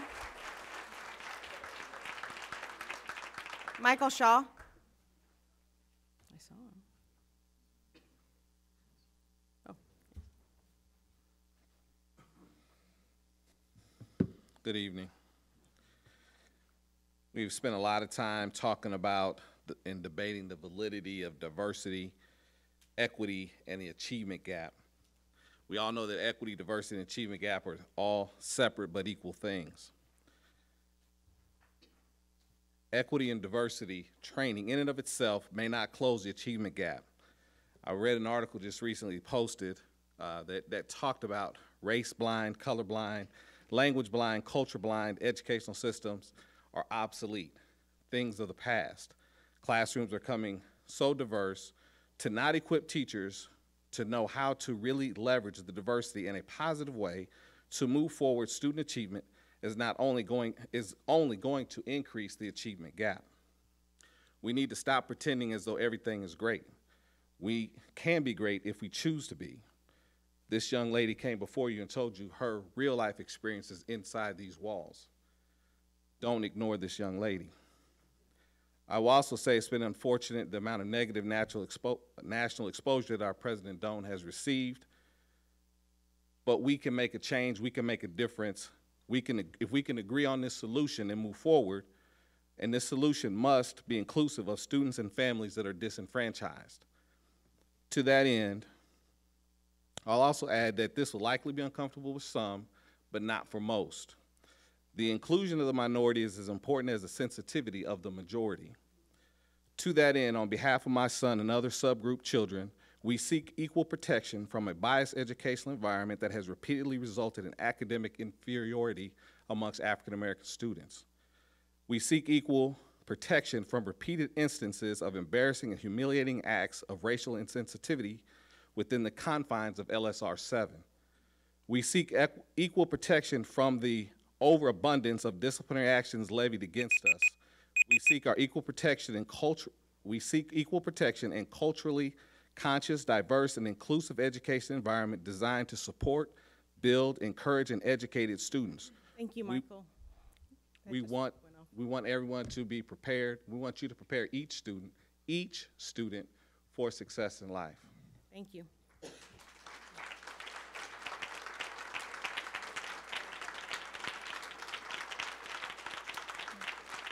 Victoria Bigeman. Victoria Bigeman.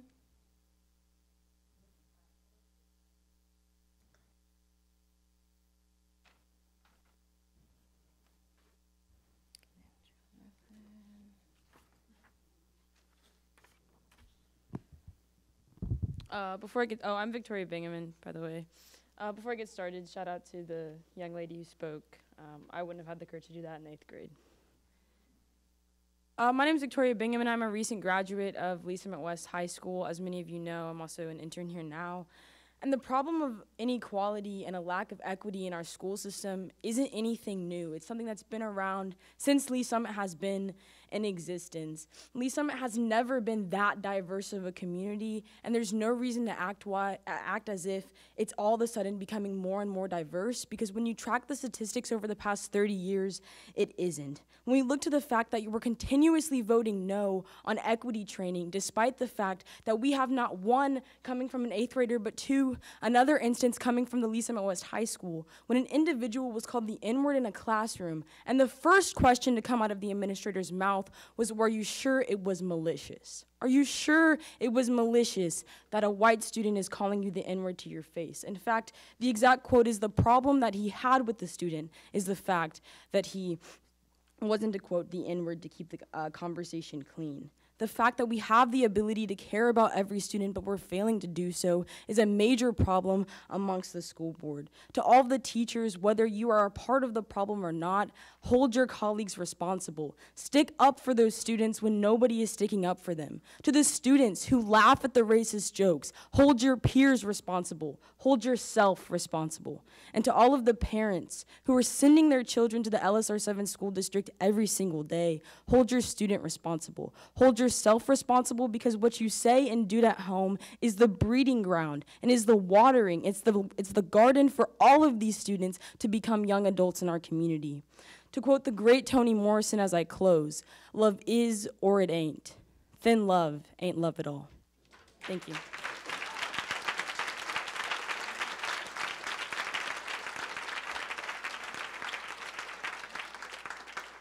Jonathan Crispin.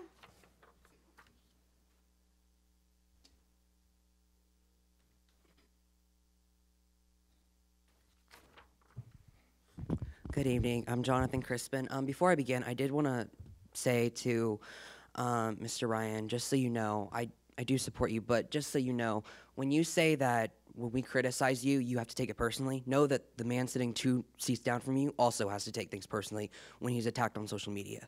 So I just want you to keep that in mind when you make a statement like that. But otherwise, I'm here today because I don't want to be, but I'm here because, Lord, y'all need help. And I don't mean that in a disrespectful way, but come on, guys. I mean, it's 2019, and we're still not passing equity. We're still not addressing the racist comments made by board members or by other members of our community. And that young African-American girl, who I just met today, by the way, she should not have had to go through that. This is a district of one of the premier districts in the nation. It's one of the best education districts. It offers programs that so many others do not. And yet, we can't pass something that will make humans not treat her like that. I mean, she's still a human, and yet she got treated like that in this district, which is supposed to be a good one. And it is a good one on some levels. Let me just say that I'm white. I'm not black. I'm not a minority of any kind. But I support them, and I think you should too. And when we support them, we're not just supporting them. We're also supporting Asians, Latinas, gay people, and any other minority in the country. You are saying no when you vote no on an equity plan, not just to them, but to every student in the district that has had to go through such traumatic experiences, which they shouldn't have had to go to. You're adults. Get it together. Like, come on. We should not be here. Students, that girl should not be here talking to you as if that she has been treated like that. I should not be here. I should not. I should be with my family, and instead I'm here educating you because you're not getting it right. You're the adults. For the love, get it together. Thank you.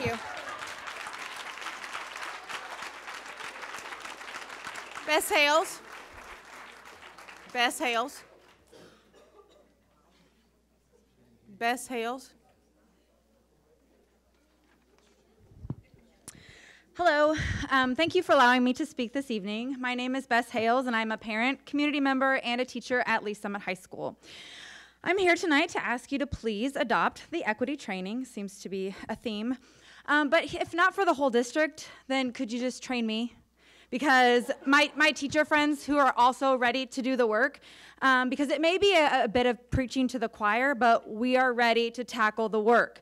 We are the teachers who have started on our own time book clubs to read White Fragility and Courageous Conversations. We are the teachers who are offering grad classes through the district program on diversity training. But however, there are two problems with us taking the lead on this. The number one, the grad classes. For any teacher to take one of those grad classes, it costs over $250 out of our pockets. And number two, as much as I have loved the classes that I have taken, we are not the experts. I am ready to learn from the experts. So if we can't afford to train the whole district, can we train me? Because my friends and I are and will forever be advocates for our students and every student in the district because they can't wait. Thank you.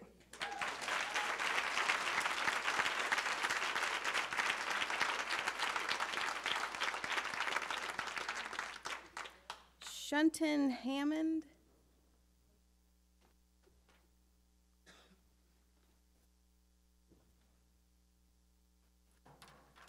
Good evening. I would like to speak to the equity plan that has been proposed. I have listened the last couple of months to everyone who spoke regarding the equity plan.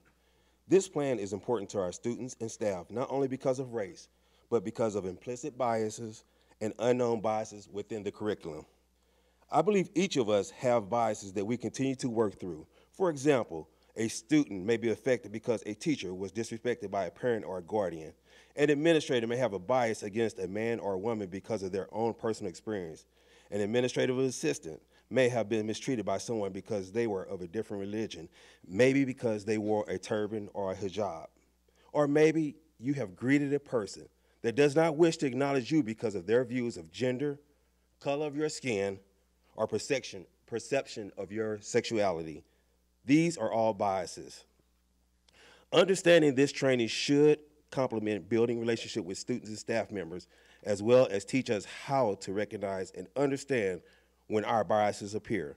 It will teach us how to step back and say, why do I feel this way? What did this person do to me that I have these feelings toward them? It forces us to have meaningful conversations about what we feel, think, do, and how we may react. Our district is made up of 20% minority. That number may be small to some. 20% is enough students to fill up the Silverstein Event Center for a concert.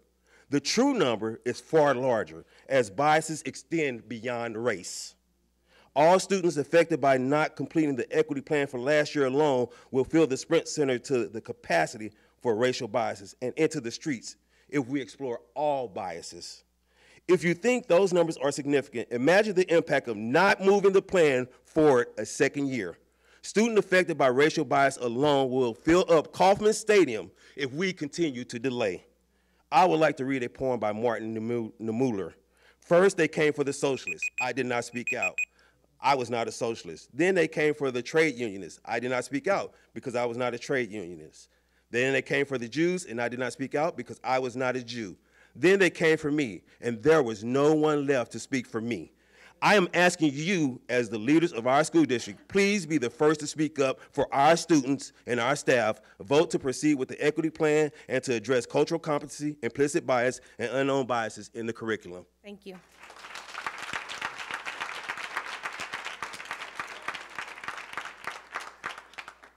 Edgar Palicious.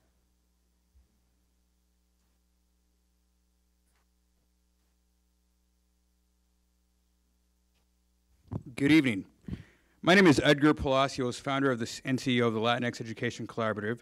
Our mission is to increase and retain the number of quality Latino educators in K-12. I appreciate the opportunity to address you, the Lee Summit R7 Board of Directors. I'd like to set the framework of my comments around two statements made in Dr. Carpenter's 100-day report, published in November 2017. The first statement, quote, as it relates to the issues that the district must face, growth, increased diversity, meeting the increasingly complex needs of our children, trust, and opportunities to listen to the community continue to come to the forefront. Some individuals did express concern relative to the children we don't hear about, end quote. In that spirit, I'm here to elevate the voice of the Latino students in your district. The second statement, rather commitment, was to, quote, Forge a culture of equity-focused decision-making that unapologetically places students at the center. This includes, but is not limited to, analyzing our hiring processes and committing to the development of a workforce that mirrors the demographics of our student body, end quote. As a leader of an organization that is committed to recruiting, retaining, and supporting Latino educators, I will also share some thoughts on this matter. Based on October 2018 data, there are 780 students in the district that identify as Hispanic. That's roughly 4% of the overall student population, and while that number may be small today, it will not be in the future. 11% of Hispanic students have an IEP, 22% are classified as LEPs, 39% qualify for free and reduced lunch. Only one of the 295 students enrolled in elementary gifted is Hispanic. In Lee Summit R7, white students are 1.8 times as likely to be enrolled in at least one AP class as compared to Hispanic students. Hispanic students are 1.9 times as likely to be suspended as white students. At Summit Point Elementary, that number actually jumps to 10.5 times as likely. Hispanic students are on average academically 1.1 grades behind white students. The question is why? When you think of a Hispanic student, what words and images come to mind? What assumptions are you making? And this is rhetorical. Would you feel comfortable sharing those assumptions? Unfortunately, these numbers are worse for black students in the district. I'll cede my time. Thank you.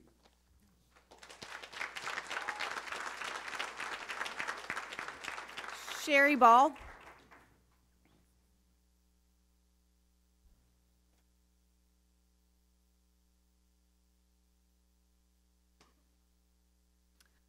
Hello, thank you for having us today.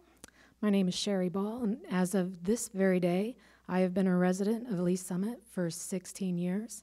I have 2 children, ages 21 and 18, and both of them have been in the LSR7 schools from kindergarten to their 12th grade year. I would like to cede my time to the person talking about the Latinx community in our school district. Thank you very much.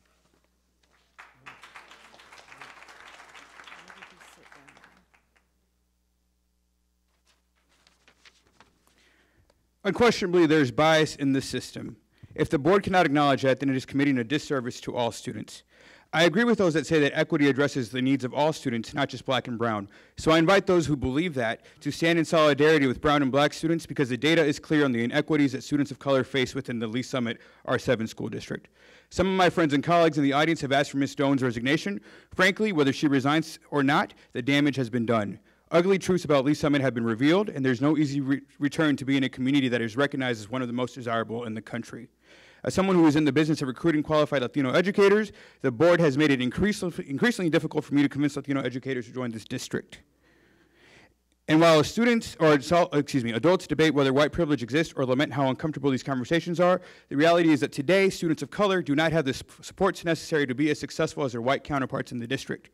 Diversity inclusion training is just the first step on the road to equity, and the board has chosen not to take it. My true concern is related to what happens after the training is complete.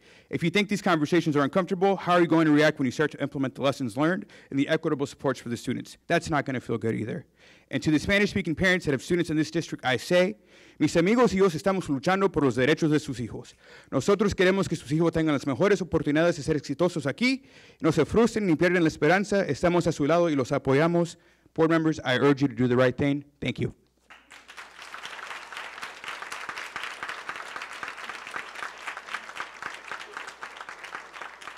Laura Burke. Laura Burke.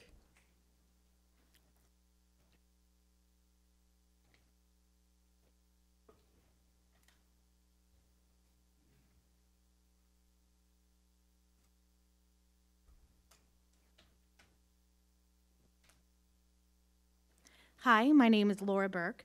My husband Nick and I moved to Lee Summit to ensure our son attended a district that would ensure he had the best educational experience possible. He has special needs, and in this district, I found a community that worked to support the success of my special child. I've been pleased with his teachers and staff, but my concern about the direction of this district has been growing. I have a special needs child whose needs often take additional resources. Those resources support his growth and also help develop growth and understanding of the children around him, his peers. Our district is only as strong as our weakest members. I've heard the members of this board talk about their opposition to diversity training. They speak in generalities about how they are concerned about children with other needs, as if education of students in this district is a zero-sum game. seeing the benefits that my son and his peers have gained from his inclusion reminds me that the benefits to one child often enhance the other student's experiences and not the other way around. I disagree with this board using other programs as an excuse so that they can avoid taking a step that has great potential to benefit the whole district. Just because this diversity training plan doesn't explicitly address each student's direct needs misses the point that an improved environment for many students will implicitly improve education for my student and your student as well. I'm a lawyer and I attended a CLE today. To my surprise, the ethics portion of that CLE was an implicit bias training. This is an issue that permeates every portion of our society, including my job. School districts, college campuses, and employers, large and small, are providing implicit bias training for their employees so everyone can grow and learn how to make our learning and working environments better for everyone. The training proposal will help so many students have a better learning environment and is an educational opportunity for our entire community, including my son. I hope the board reconsiders and supports the equity training proposal. Thank you.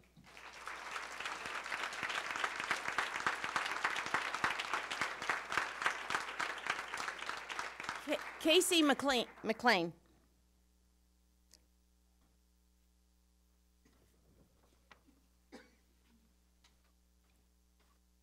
Hi, everyone. My name is Casey McLean. My daughter and I have been in Lee Summit for almost 20 years. She's been a Lee Summit student since kindergarten. She'll be a sophomore next year. First, I'd like to say that I support the board for moving forward with the equity plan. I think everybody in the room knows this, but according to the U.S. Department of Health and Human Services, looking at non-Hispanic whites and non-Hispanic blacks ages 25 and older, 34% of whites have bachelor's degrees, only 20% of blacks do. I manage pediatric clinical research at Children's Mercy, and I'm no way representing Children's Mercy, but I thought it was significant to tell you that in the last 2 days, like the woman who just spoke before me, I have attended 2 conferences. Yesterday, a conference on implicit bias at Children's Mercy, implicit bias in research. Today, a conference on the underrepresentation of minorities in clinical research at KU. I thought it was interesting that as our community is discussing educational disparities, these formidable organizations are talking about healthcare disparities in clinical care and in clinical research. They are talking about this because it's important. During these talks, the speakers discussed health and healthcare disparities between whites and minorities. As expected, there was much discussion about why clinical trials do not represent the actual population. One of the reasons cited, and this was my big takeaway that linked these conferences with our community, was that minorities do not participate in clinical trials because they do not see investigators that they relate to. They do not see investigators that look like them. Only 2% of investigators with advanced degrees in science and engineering are minority males, and it breaks my heart. This is not okay, and it starts here. This is a circular effect between education and healthcare in many ways, and we have to do better. Clearly, we need to have a strategic plan that addresses kids with disabilities, LGBTQ kids, et cetera, but we need to go. Thank you so much. Thank you.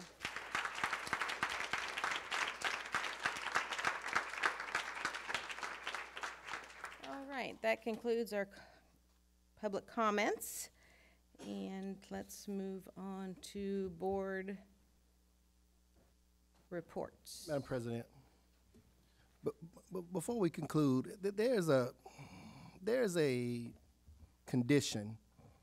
There's a condition that resides in the Missouri Sunshine Law that calls for good cause to look at the board's agenda.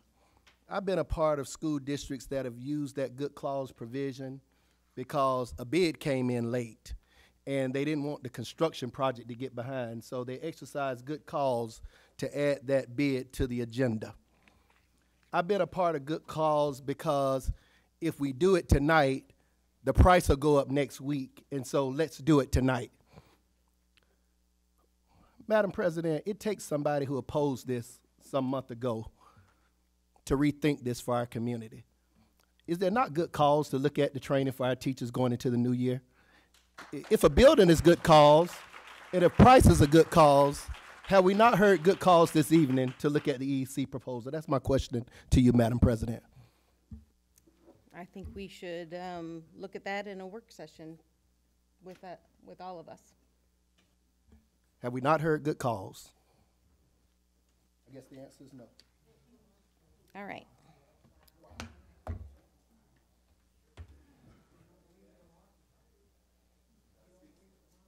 Okay, board reports. We'll start down with Board Member Allen. Very brief report. Government Relations, Lee Summit Chamber's Government Relations met Friday, May 24.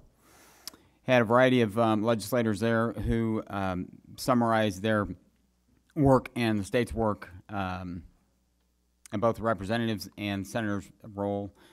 State Senator Mike Searpoy, State Representative John Carpenter, and State Representative Carrie Engel were present. Each reported on their work throughout the year. We also had Reed Hansen from the governor's office, Councilmember Rob Benny, Councilmember Fred DeMauro, Councilmember Bob Johnson. That report is on file with the Lee Summit Chamber and Matt Baird specifically. It was a very good meeting, and they do a very good job. Awesome, thank you. Board Member Fritchie. Yes, June 6th, I attended the yearly update meeting on our comprehensive school improvement plan, which was facilitated by Dr. Collier. Participants were able to give input on each of the focus areas moving forward in the coming year. June 5th, most of us were able to attend the meeting of the Cooperating School Districts of Kansas City at the Independent School District Central Office. And during that meeting, we heard a comprehensive update of legislation that affects our school districts at the meeting.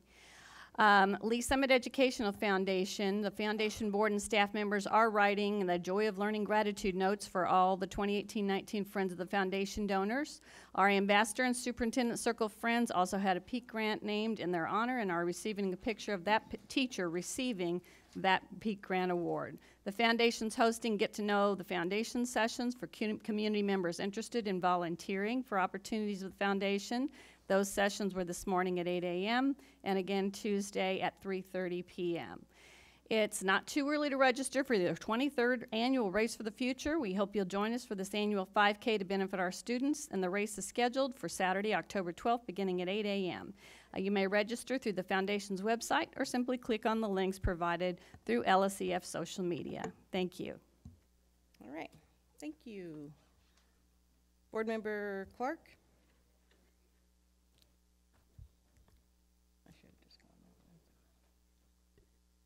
I mentioned earlier that I was attending with Dr. Carpenter as our district, well, I as the board representative, and Dr. Carpenter with his fellow superintendents here in the metropolitan area on both sides of the state line, the Kauffman Foundation's Real World Learning retreat. And of course, this is linking the work that we're doing with the secondary program expansion team. And I would share with you all that it was a great time of sharing, and our fellow board members and superintendents in other districts are echoing the concerns that we've heard here tonight in public comment about our district and on equity. And I am concerned that they're going to walk away with this further impression of our district as a result of what we're going through this evening. I think I'm going to just take a moment here to make very clear that I denounce racist commentary on email, social media, and most importantly, Mia, I don't know if you're still here. I'm sorry that you as an 8th grader are experiencing that. And I do not believe that all teachers are that behave like that. I want that very clear to our educators. But when you hear these stories, and we've heard them month after month after month, we need to approve the training that the district has analyzed. So I'm just thinking about what we've been through. We've been to cooperating schools. Kim referenced that meeting, and people talk to us there, or at least to me, about what's going on in this district. So we have to make it clear, and I assume my fellow board members will join me in this concern, in condemning this kind of racial conversation. It's crazy. And Dr. Carpenter's right. There is no way that I can change the vote from last month because I voted in favor of the measure. So I was in the minority. Thank you. And thank you for your student leadership too. Only someone who voted against the training can offer a motion tonight to change that decision. So I just want to make sure that the audience understands that. Thank you. All right, Board Member Hedrick. Just a couple of meetings. I attended the CAC meeting. We got some really good information about all the work that's been going on in the Comprehensive Facility Master Plan. And then the past weekend, I joined several of you at the MSBA Leadership Conference, and where we heard lots of good information about trauma-informed care, how important literacy is in terms of lots of different impacts on our students. And that's all I have to report. Thank you. Board Member Smith? Judy pretty well covered the CAC, but no, that's what you're supposed to do, portion of that. And Ryan will be giving us a finance report here before long, so I don't have anything else right now. Board Member Murdoch?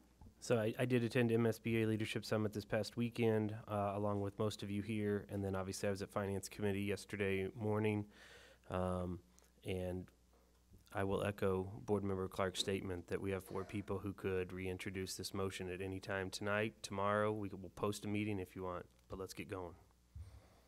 All right. We held our 9th annual Got Talent Lee Summit Cares. They raised $21,000, the largest crowd ever of 600 attendees. And the first place went to 18-year-old Sam Aubuchon. He got $3,000. Second place was Jordan Haas, and he got $2,000 scholarship. And third place was 12-year-old Emma Height with a $1,000 scholarship.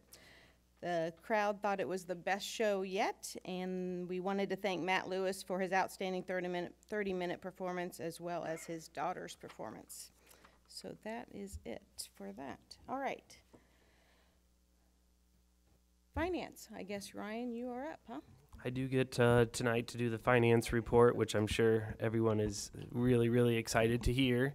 The Finance Committee did meet yesterday on June 12th, and first off, to all of the people on the Finance Committee, thank you for changing your schedules so that we could meet early in the morning. I do sincerely appreciate that now that I'm on the Finance Committee, they have graciously agreed to meet at 7:30 in the morning so that I can attend those meetings and then still go to work.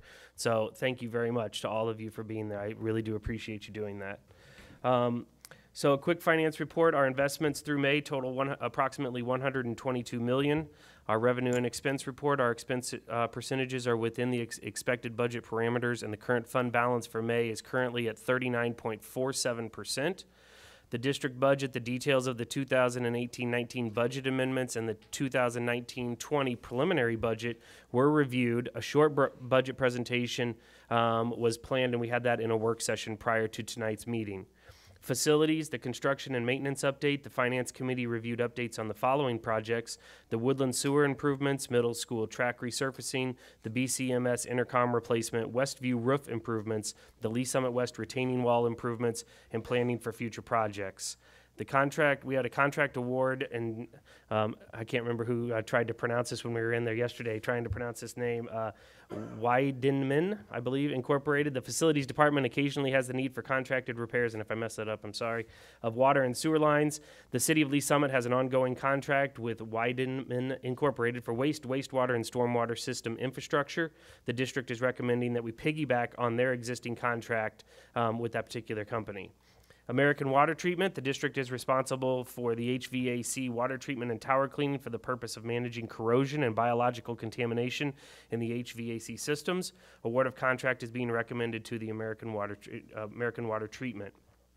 Just a couple of other quick things. The Technology Annual Program Evaluation. Dr. Amy Gates presented the Technology Annual Program Evaluation to us in the committee yesterday. Meal prices are set for the 2019 and 20 school year, or going to be set. Let me rephrase. The district's nutrition services program is funded by local and federal dollars. Based upon the meal equity calculation, the district must raise the price of meals by 21 cents over a 2-year period. The district has elected to increase lunch prices by 10 cents for the 1920 school year, with the remaining 11 cents to be applied to the 2021 school year. There is no increase in breakfast prices this upcoming school year.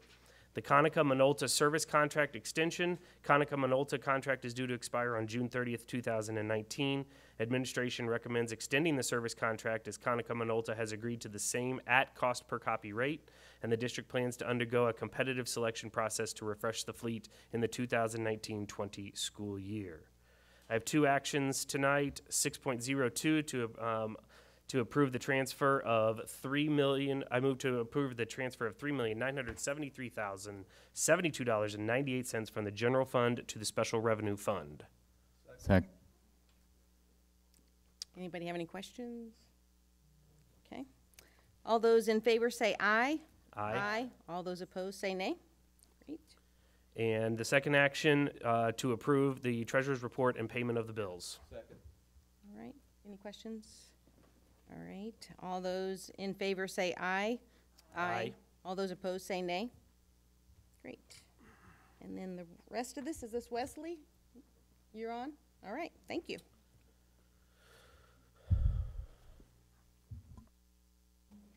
Thank you. Brief update on the budget amendment for fiscal year 19 and the proposed budget for fiscal year 20. We are legally bound to amend the budget by June 30th to account for all expenditures for the district we cannot exceed by fund. The current year revenues, we are looking for about a $2.1 million, $1.84 million increase based on estimates. Truer estimates when we do the budget in June, we don't know what all the final numbers are. By this time of the year, typically we're a lot closer with those projections. So it's about a 1.33% increase in the revenues from the original approved budget in June. Expenditures, we're going to increase the expenditures for the incidental fund of about $222,146. The special revenue fund or teacher fund, $400,000, and the debt service fund of $70,764, which is a 0.27% increase in the expenditures for fiscal year 19. The preliminary budget for fiscal year 20, we anticipate our enrollment to grow about 5% over the next 10 years. So I have incorporated that into the budget projections. Our assessed valuation is expected to increase by 14%. That does not mean the district recognizes a 14% increase. We are limited due to the Hancock Amendment. Also, there will be other local and county revenues that will increase slightly. The state basic formula is going to be $63.75 per average daily attendance for next year. That's estimated. And federal programs should stay pretty close to the same as what they are this year, maybe a slight decrease, which gives a total revenue estimate next year of $259,078,806. Our expected fiscal year 20 operating expenses, 84.7% of the operating budget is salaries and benefits. I've listed on here what the projected increases by area are. We're adding 7.3 additional staffing for our classrooms next year. There's a list on here of increases in health insurance, and retirement will stay the same. And there was a slight increase in the budget for classrooms and buildings. This is a picture of our total expenditure budget. It's $265,207,991. It's broke down by the different areas and different funds. And then this is the total expenditure and revenue budgets for fiscal year 20 with the estimated assessed valuation and the estimated tax levy by fund. This is a graph of the fund balances, our operating fund balances over the last 10 years. The gray line represents what our minimum board-approved fund balance should be. We should not go below that. The reason there's a spike between 17 and 18 is because, or it's between 18 and 19 is because the board approved in April to raise the minimum fund balance to 20% from 15%. Thank you. Are there any Ready questions? for the motions? Yeah. Unless there's questions. We covered this pretty extensively in the We work already session. covered this today, so I appreciate the, okay. Madam President, on 6.04, that I would make a motion that we approve or move that the board amend the 2018-19 debt service fund budget from $20,204,899 to $20,275,663. Second. All right. Any questions on that? All right. All those in favor say aye. Aye. All those opposed say nay. Great. Madam President, on 6.05, I move that the board approve to amend the 2018-19 incidental fund budget from $76,052,819 to $76,274,968. Second. All right. Any questions? All right. All those in favor say aye. Aye. All those opposed say nay. Madam President, 6.06, I move that the board approve to amend the 2018-19 incidental fund transfer to the capital projects fund from $3,041,989 to $5,360,925. Second. All right. Any questions? All right. All those in favor say aye. Aye. All those opposed say nay. On 6.07, Madam President, I move that the board approve to amend the 2018-19 Teachers Fund budget from $127,842,137 to $128,242,137. Any questions? Comments? All right. All those in favor say aye. Aye. All those opposed say nay. And finally, Madam President, 6.08, I move that the board approve the preliminary budget as presented. Questions? All right. I do have one quick question, actually, for Wes. As we go into the budget year and we get the more concrete numbers, especially, you know, as you talked about the assessed valuation and stuff like that, we got a little bit cut off, and I maybe didn't hear the answer to Dr. Hedrick's question earlier about the number of people who are going to be protesting their increases in taxes. And for all the residents out there, understand, please, we didn't do that to you, so sorry. Okay. But if our assessed valuation, will our assessed valuation have any chance of any major change outside of what's been estimated for our district, do you think? I don't anticipate a major change, but people have opportunities to protest their taxes and, you know, and try to get them reevaluated. Okay. I mean, we're limited by the Hancock Amendment of how much of an increase we can see. So, I mean, I think the CPI for this year is 1.9%. So even at 14%, we're not recognizing all 14%. So we are rolling back our operating levy. Right, and that's kind of what I wanted you to be able to say to them. Yes. So that way, right, if they look at their statement, they'll be able to see the differences between the two levies from you. Perfect. Thank you. I appreciate it. All right. Any other questions? All right. All those in favor say aye. Aye. All those opposed say nay. Great. We will move on to item 7 for decision consent agenda. Do I have a motion to approve? Motion to approve item number 7.01. Through. I'm sorry. 7. Sorry. Through 7.11. Sorry about that. I didn't scroll down far enough. All right. Do I have a second? Okay. Any comments?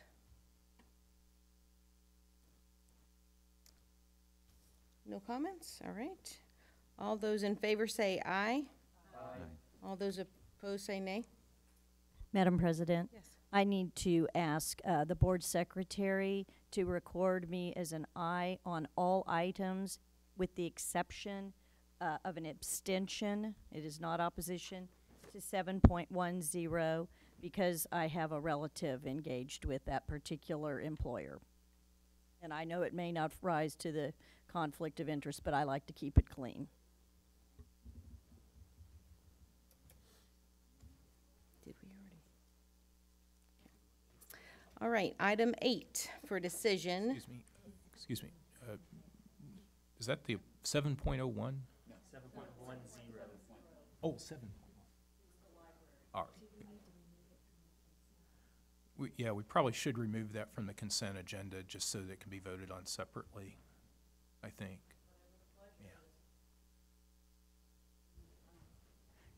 Then we need to move 7.01 to an item for decision. 7.1. Excuse me, 10, sorry. 7.10 to an item for decision. Was that a motion? Second. No, we've already voted.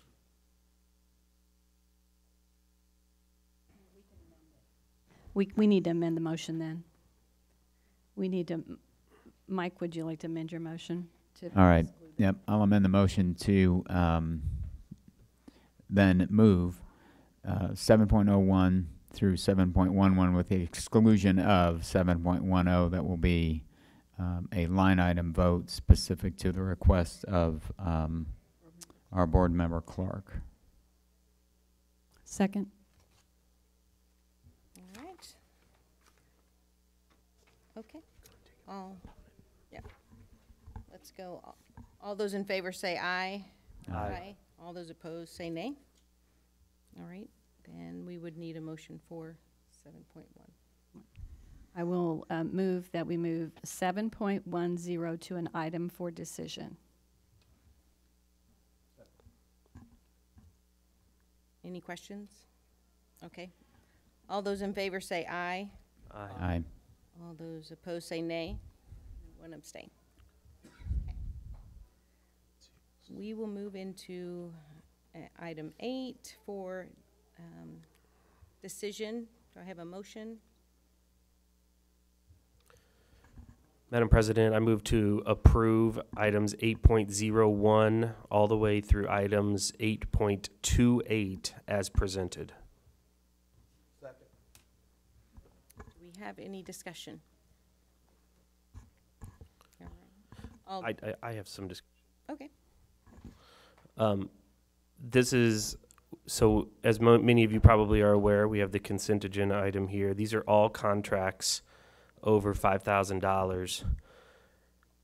In total, we're going to pass, just for board members' references, about $900,000 worth of stuff. Just think that's important to think about in the grand scheme of things as we're going forward. That's all. All right. All those in favor say aye. Aye. All those opposed say nay. Great. Moving down to item 9, items for discussion. Decision. Do I have a motion?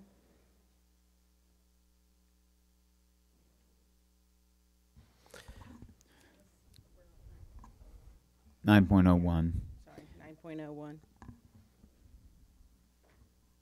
I move that the board approve the addition of one JROTC stipend at each high school in order for each JRTOC instructor to receive the full JROTC stipend of $3,629. Any discussion? Okay, all those in favor say aye. Aye. All those opposed say nay. All right, 9.02 meal prices for 2019-2020.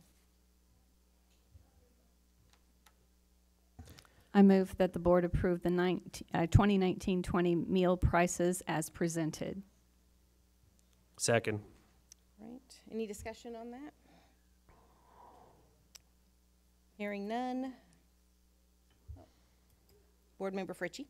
Just really quickly, Board Member Murdoch already referred to that in his report. Just a real quick note that When you compare those on the chart to other school districts, we are actually in really good shape in terms of the affordability of our meal prices compared to other districts. I just wanted to point that out because we studied that chart very carefully. And so I applaud our food service staff and the school district administrators for making sure that we're in good shape on that. Thank you.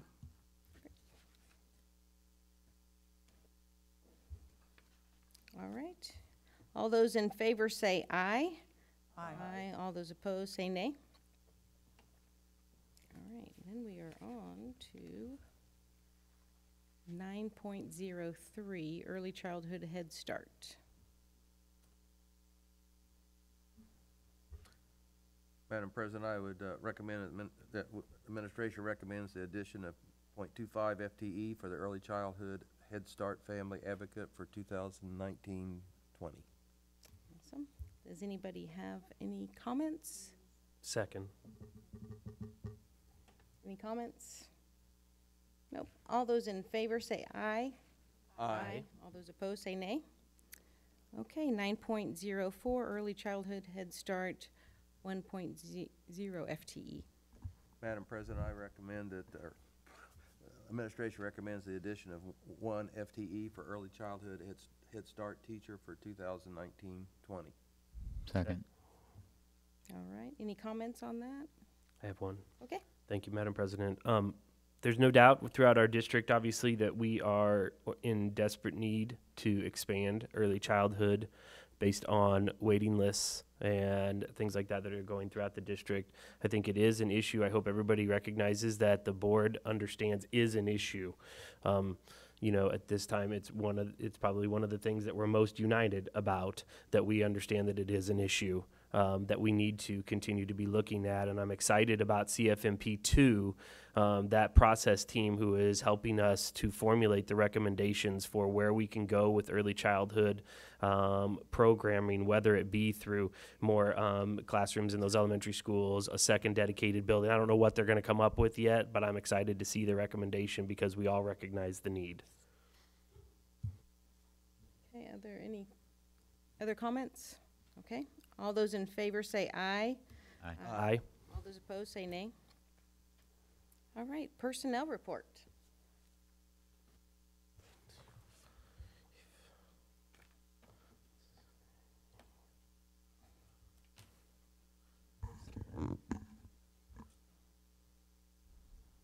I move to approve the personnel transactions as presented and contracts issued. Second.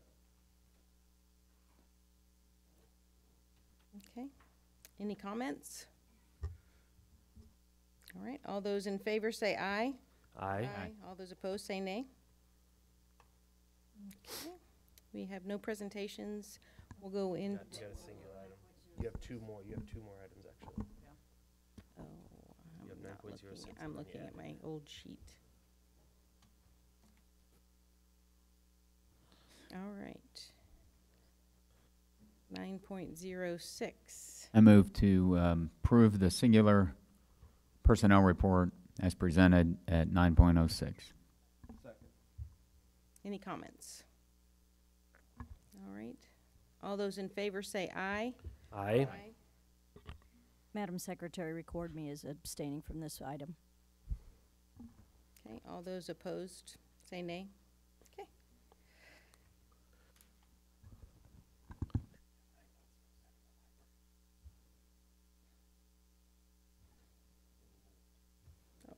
Okay.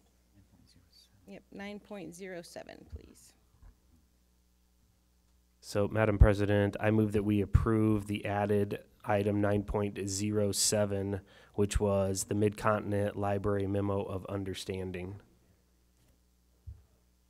Second. All right, any comments, questions? Okay. All those in favor say aye. Aye. All those opposed say nay. Madam Secretary, please record me as having abstained.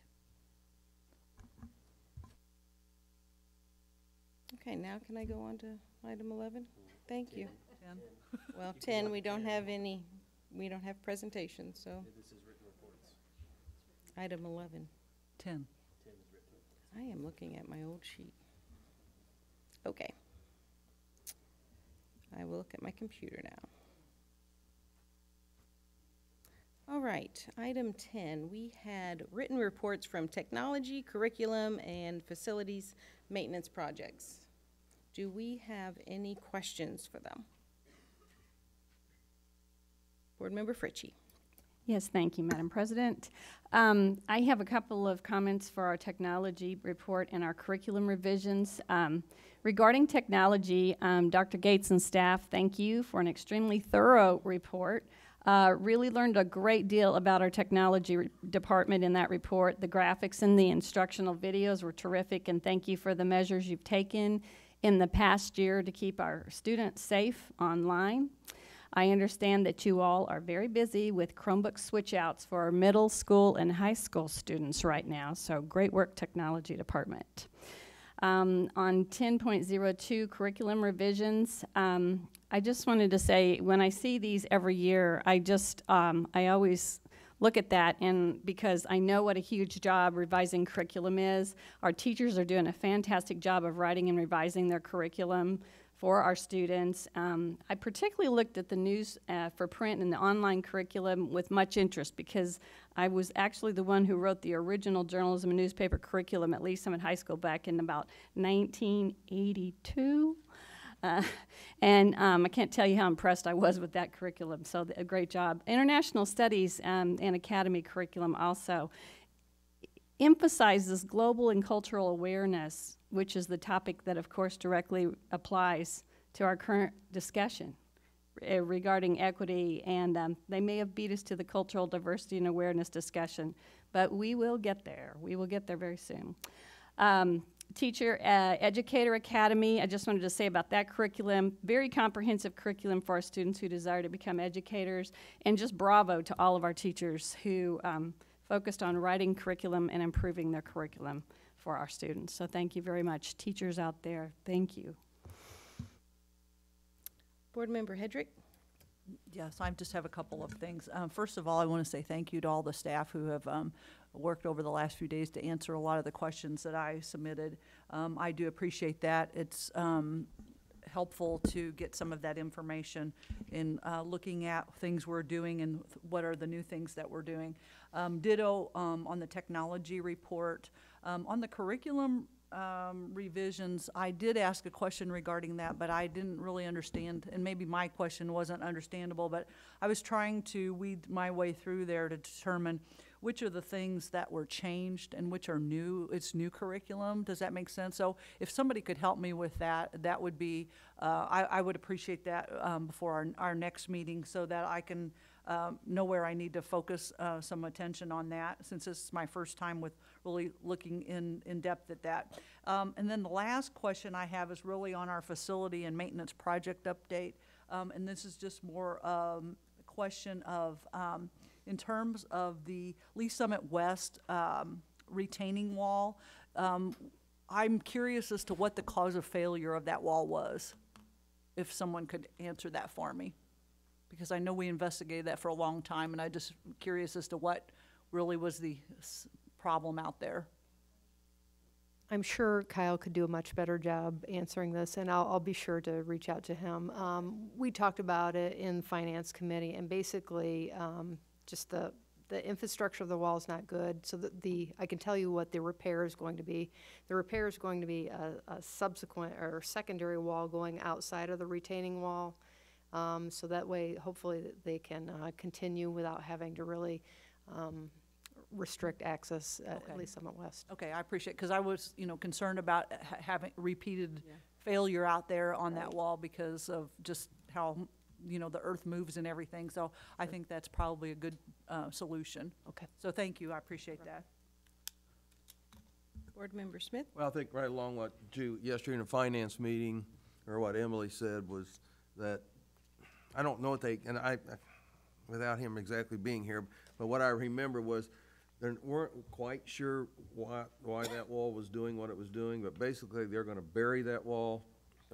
Like Dr. Miller said, they're going to put a new wall up, and the wall that's there now is going to bury. And if I remember right, they really could never get a good why that was failing. Okay, thank you.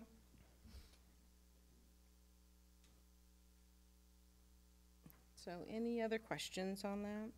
All right. Let's move on to item number 12, board meeting update, and 11. We'll start down with Board Member Clark. Thank you. I just want to close. We've been asked to try to lead the healing in the community, and I have something that it just really spoke to me this week. Quote, "In spite of everything, I still believe that people are really good at heart.